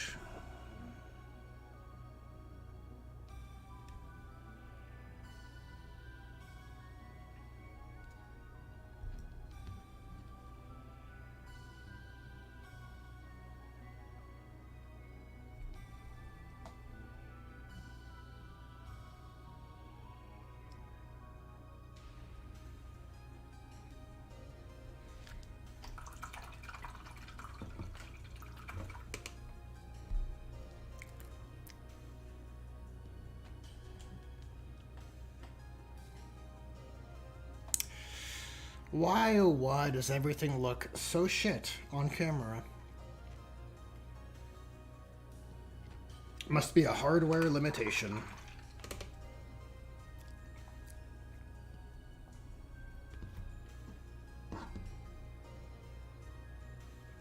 I have to imagine at a certain point, you get a camera that's so good, it does justice to the source material.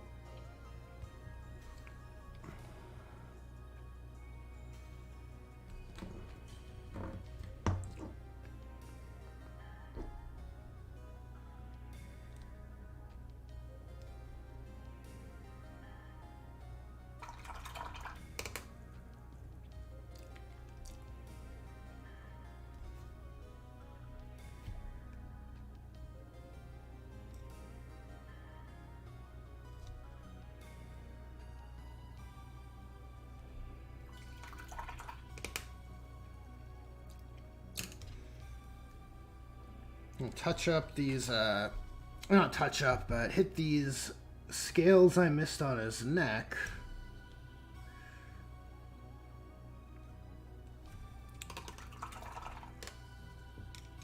Then for these teeth, I'm going to use that yellow-white mix I used for that Cultist's hair. And now that I'm just remembering I did that, maybe it's worth revisiting her for a second coat.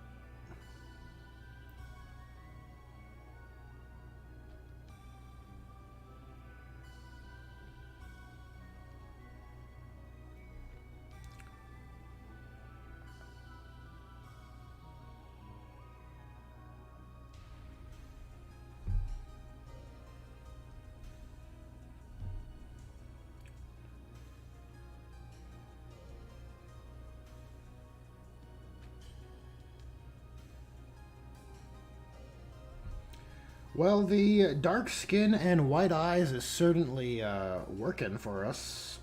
Getting some big money value for that contrast. This is quite horrifying. Good God. What have I made?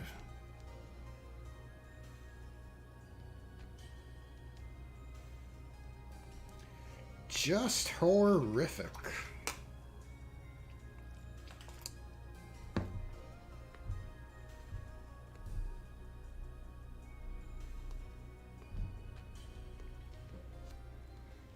Alright, let's, I thought the fat dude was gonna be the best looking torment, but this guy might be... He might just steal the show.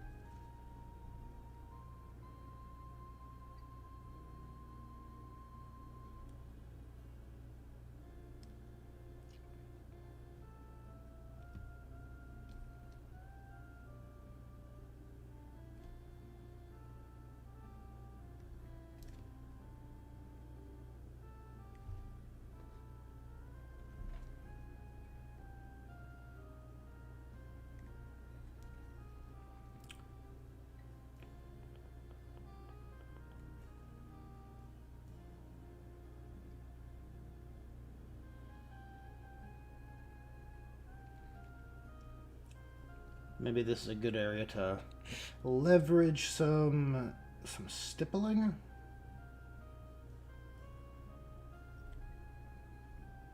Just really try and sell the musculature that's already in the model. Oh, pretty good.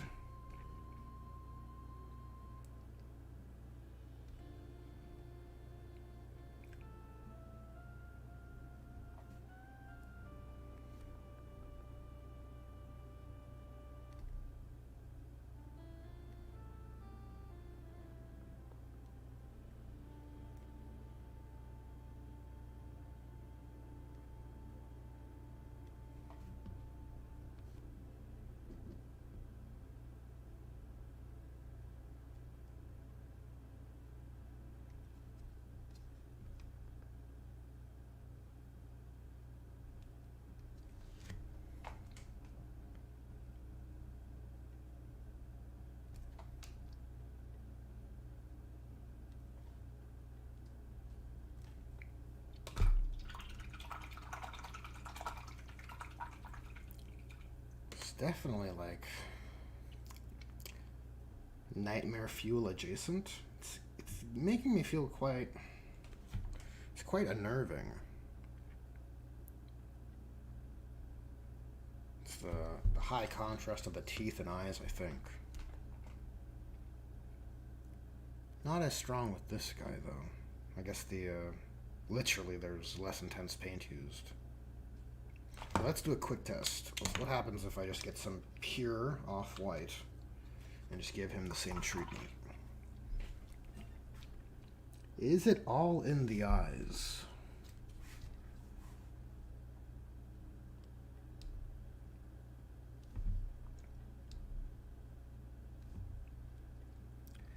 That's the question. Oh, his eyes are more recessed though, so it's going to be harder to harder to hit them with so much paint. Ah, see, look, we ruined it! No! Curses. Well, now that we've ruined it, we might as well just ruin both and clean up. I guess there's a freedom in ruining your work. Look at that. This model is pretty cool.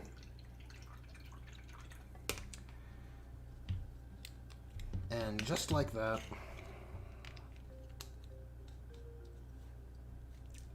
he's back in the needs work pile. Okay, so what's next? We want to highlight this chaos sigil. So I'm going to brighten it up a little bit and then put a wash in there.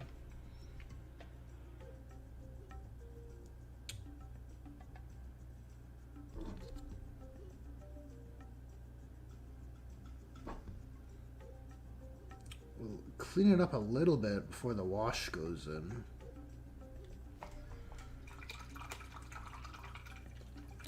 Yeah, because you want it to be subtle. His fangs and eyes are definitely the showstoppers for this guy. So you don't want it to be competing.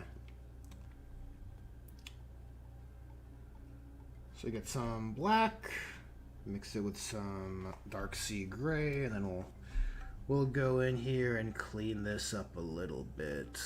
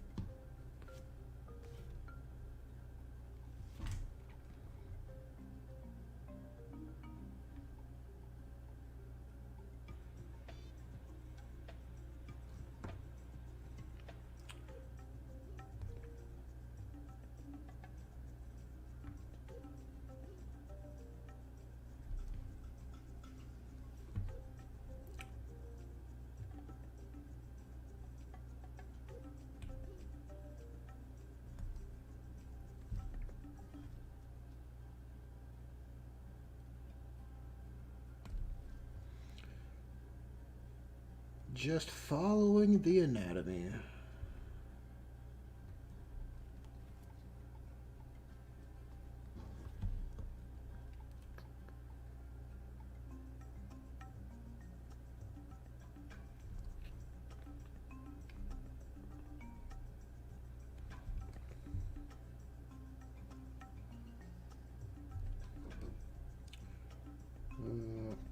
Which way are these striations going? Probably like this.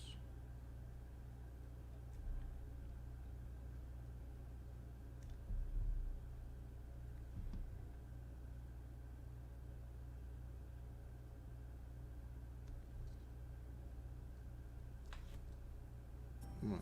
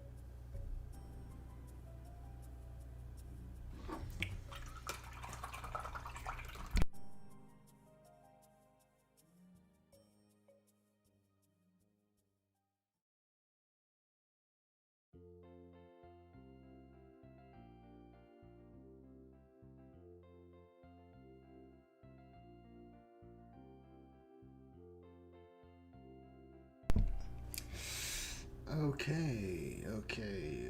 Where did we leave off here? His trapezius, I think.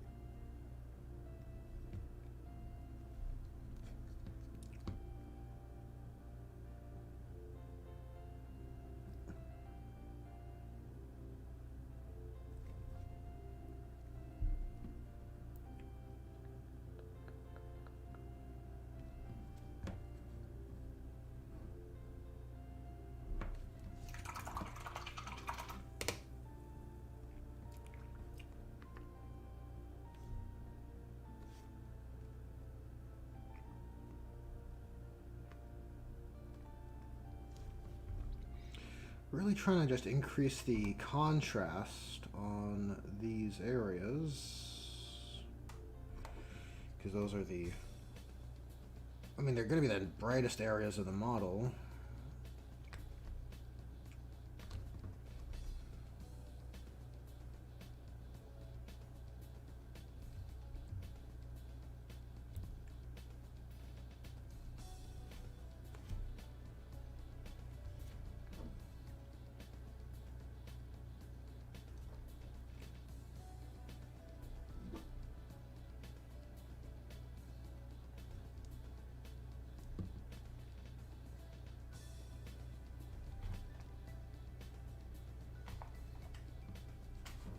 Okay. Okay, I think it's, I think that's adequate.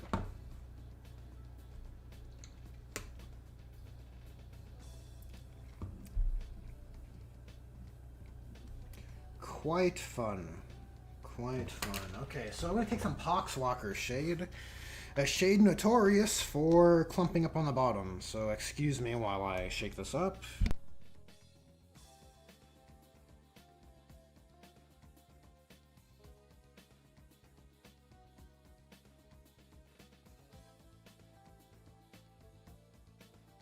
Okay, and I'm back. And we're just gonna apply this to his forehead sigil and see where that takes us. This is what I used on this guy's sigils, but his sigils were on the whiter skin and not on the darker face, the darker demon face. So we'll see how things resolve.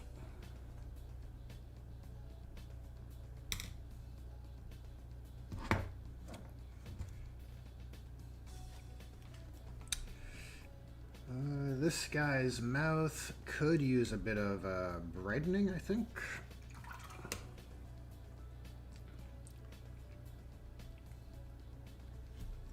Get some of our off-white, and what happens if I...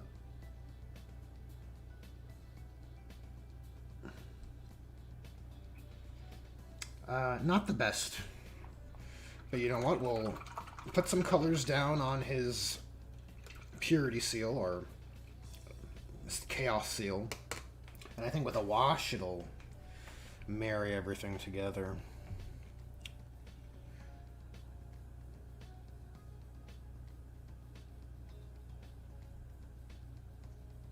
I like how this one's turned out.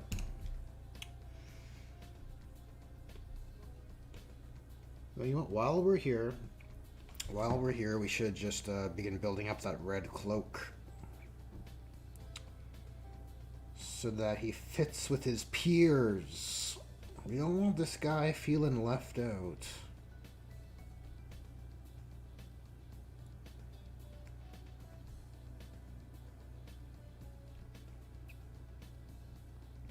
Okay, that should yield a decent base for tonal variety. Then from there we can layer on more reds. Here is a bit trickier. It's not a easy way to hit these details.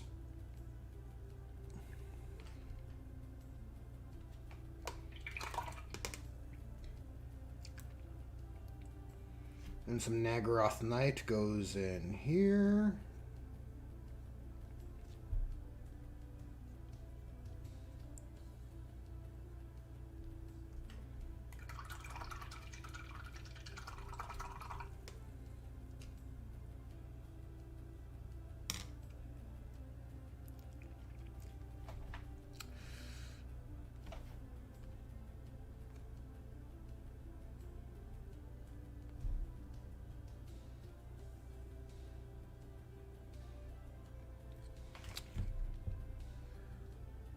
I noticed some of those scales were sloppily, the paint was sloppily applied, so just touching up the spots I missed.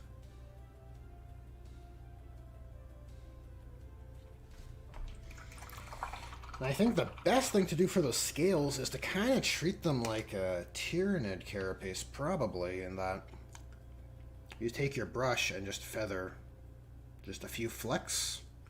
That's probably the best way to treat them.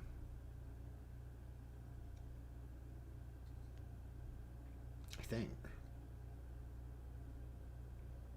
Okay, that wash will take a minute to dry. What washes do I have with me? We have Seraphim Sepia. We'll use we'll use Agrax. It's a bit dirtier. But for the base color of the parchment, I want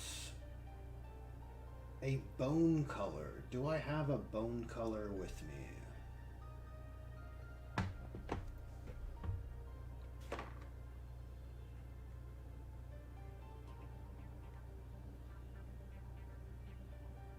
Oh, this is a dark day.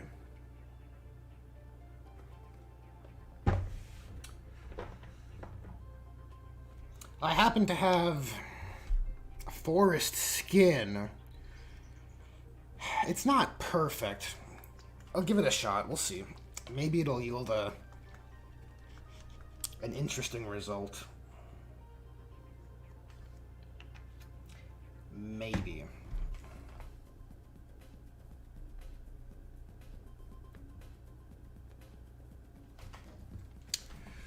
So here it is for skin. It's almost a bone color, almost like a khaki.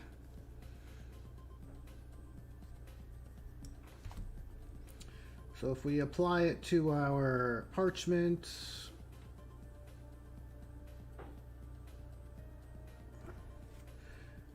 it's not the worst.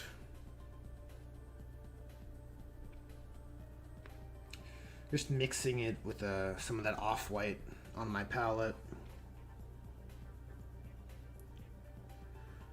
Then we'll just lightly kind of create lines of variation. And that should be interesting enough, I think. And then we'll hit it with a wash, and then it should be good.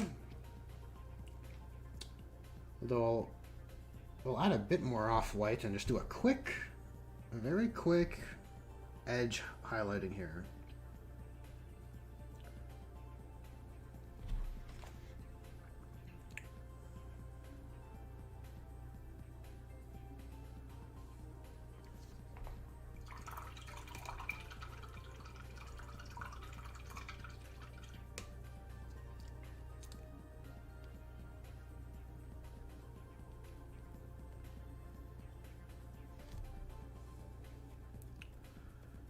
You know, while we're here,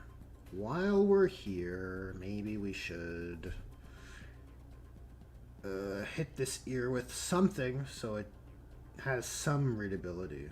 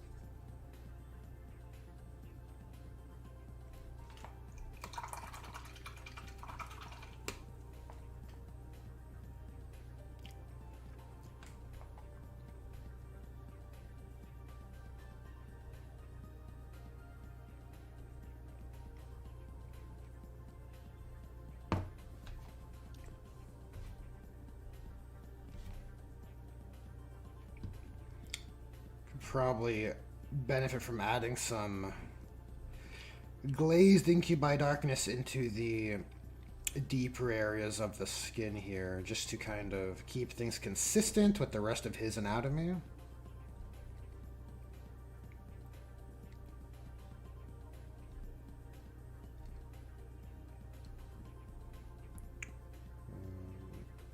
This is looking a little weird.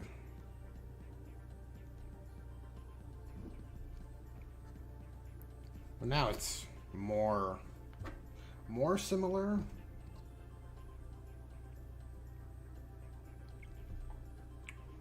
I think so.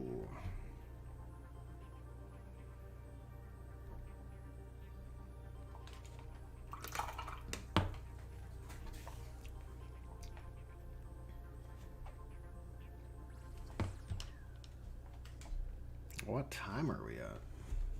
Oh, 10:15.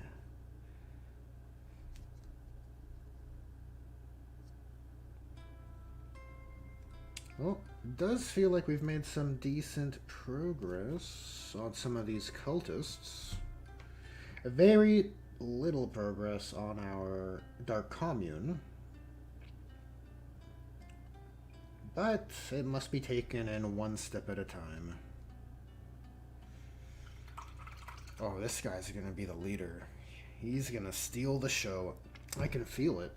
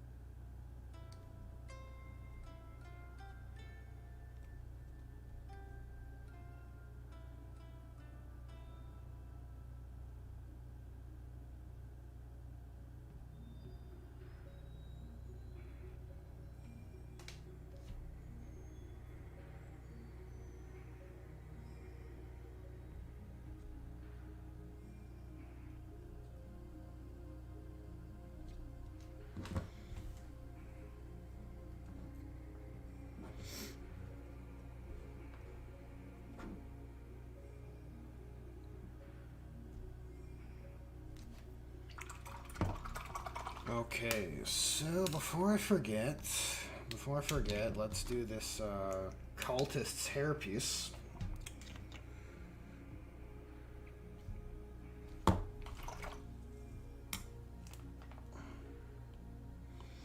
Maybe I can try using up the off-white with that forest skin. Maybe that's the truth.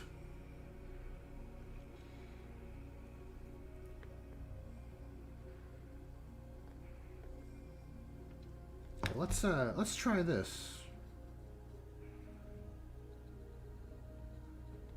It was fairly bright, but still less saturation, which I think is the right direction things should be going in. A light hair tone, but one that competes less with the overall scheme. I think that's better.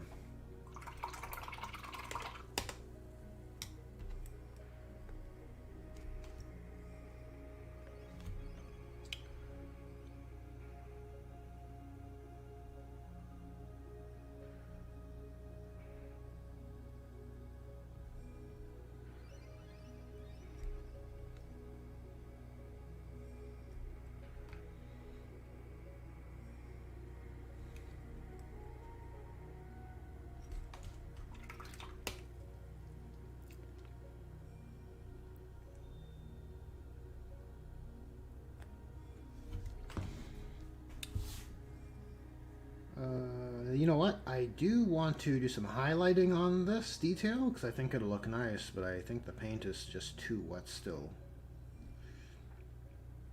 Let's give it a few minutes to dry.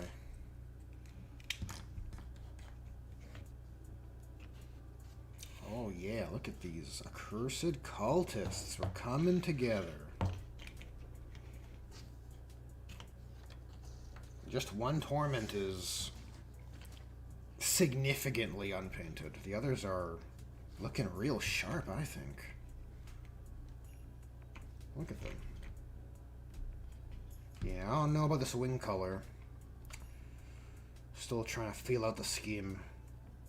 Red might be too egregious. Maybe a black. That's so boring. So boring.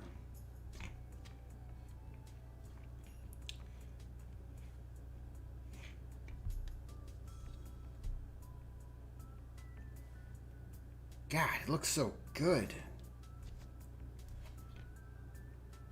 I don't know if it's coming across on camera. What a horror.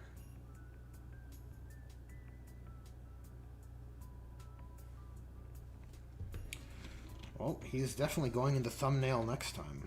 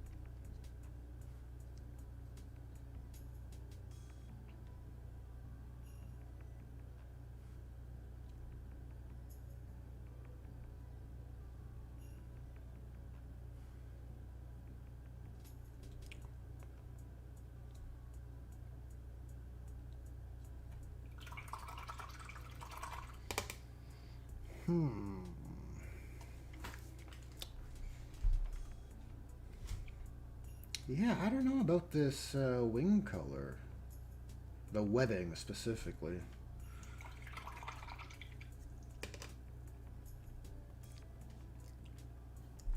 I mean, generally you want your wing webbing to contrast. I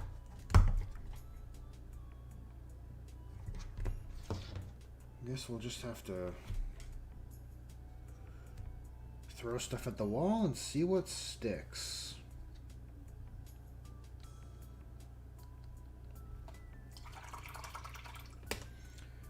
Let's see. Let's get some black and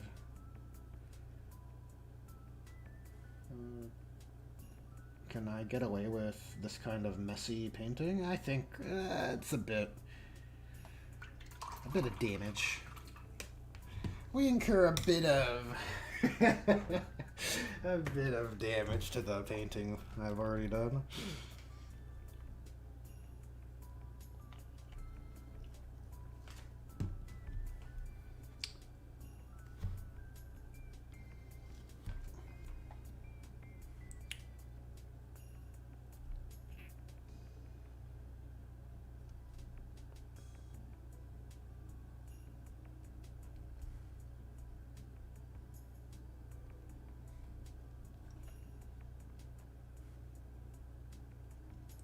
So we'll go just up to the edges and then apply the paint to the areas where the webbing meets the fingers, I suppose you'd call them. We'll apply that with a bit more care.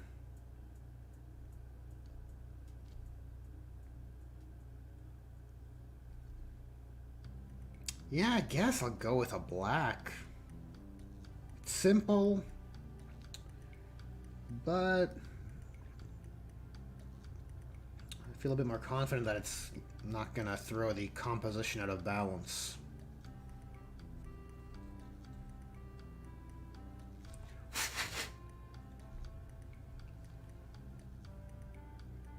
That's the color composition, by the way.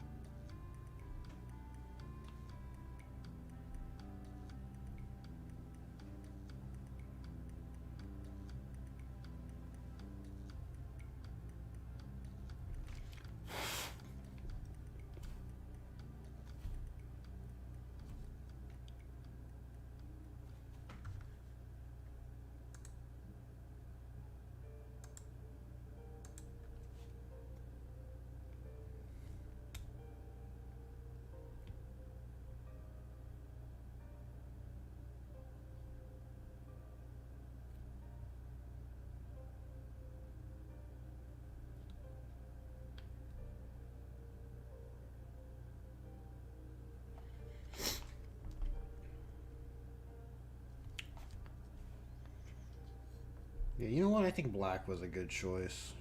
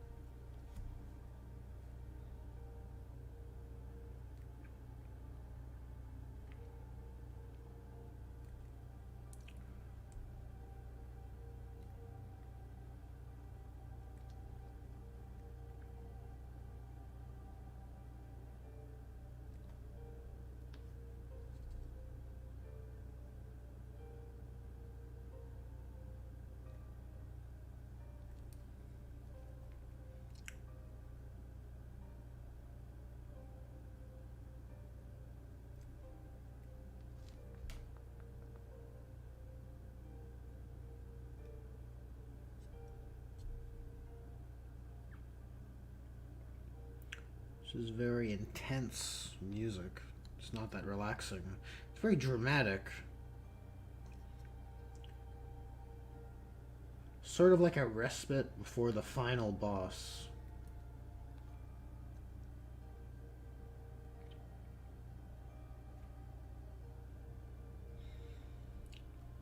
Like yes, you're relaxing, but you know something serious is on the horizon, you know? Are you picking up what I'm putting down?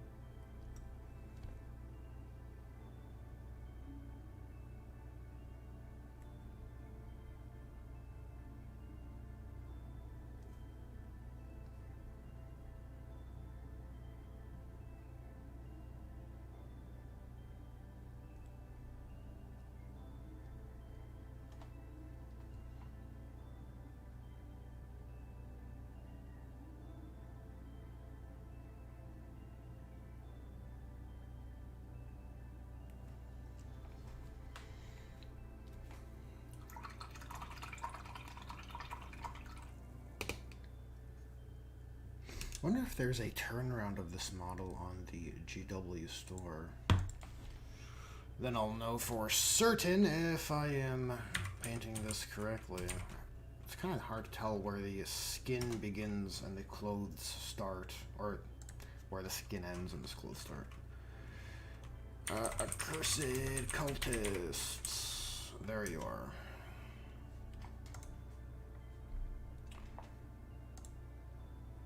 Yep, we got a spin jobby for this one.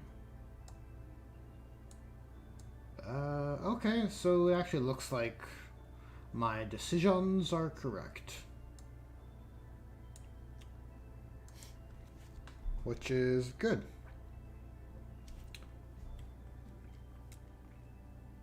You know what?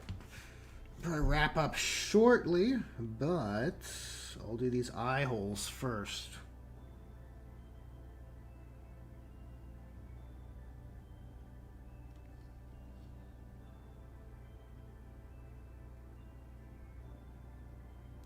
Well, kind of mungled that side. Kinda, sort of goofed the floof.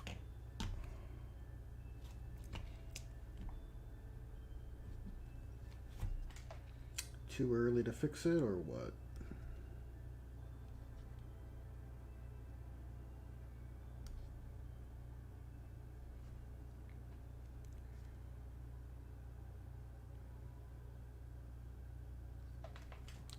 Oh, that's looking all right.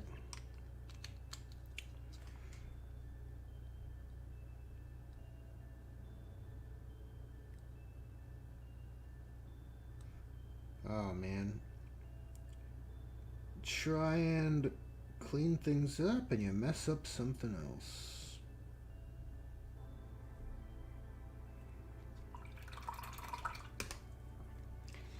Well, I think it's all but confirmed that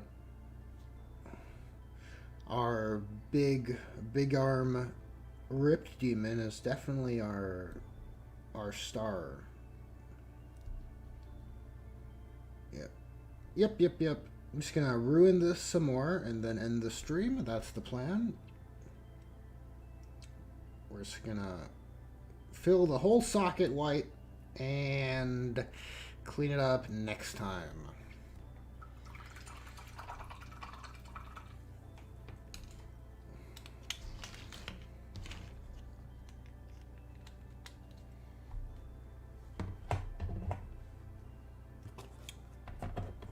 Shut the lid on that, and this is probably the coolest thing to show for the end of the stream. You know, we took this guy pretty far along too. He's looking pretty sharp, I think. Cape's looking good, mutation's looking nice. Pretty satisfied with that. But obviously this Torment is the new star of the squad. Definitely gives me a Venom vibe. Very cool. Well, thank you to everyone who joined in for the Hobby Hang painting stream. And if you made it to the end, you are the real hero. Hope your projects have progressed. And most likely, tomorrow is Monday, I'll probably do another stream.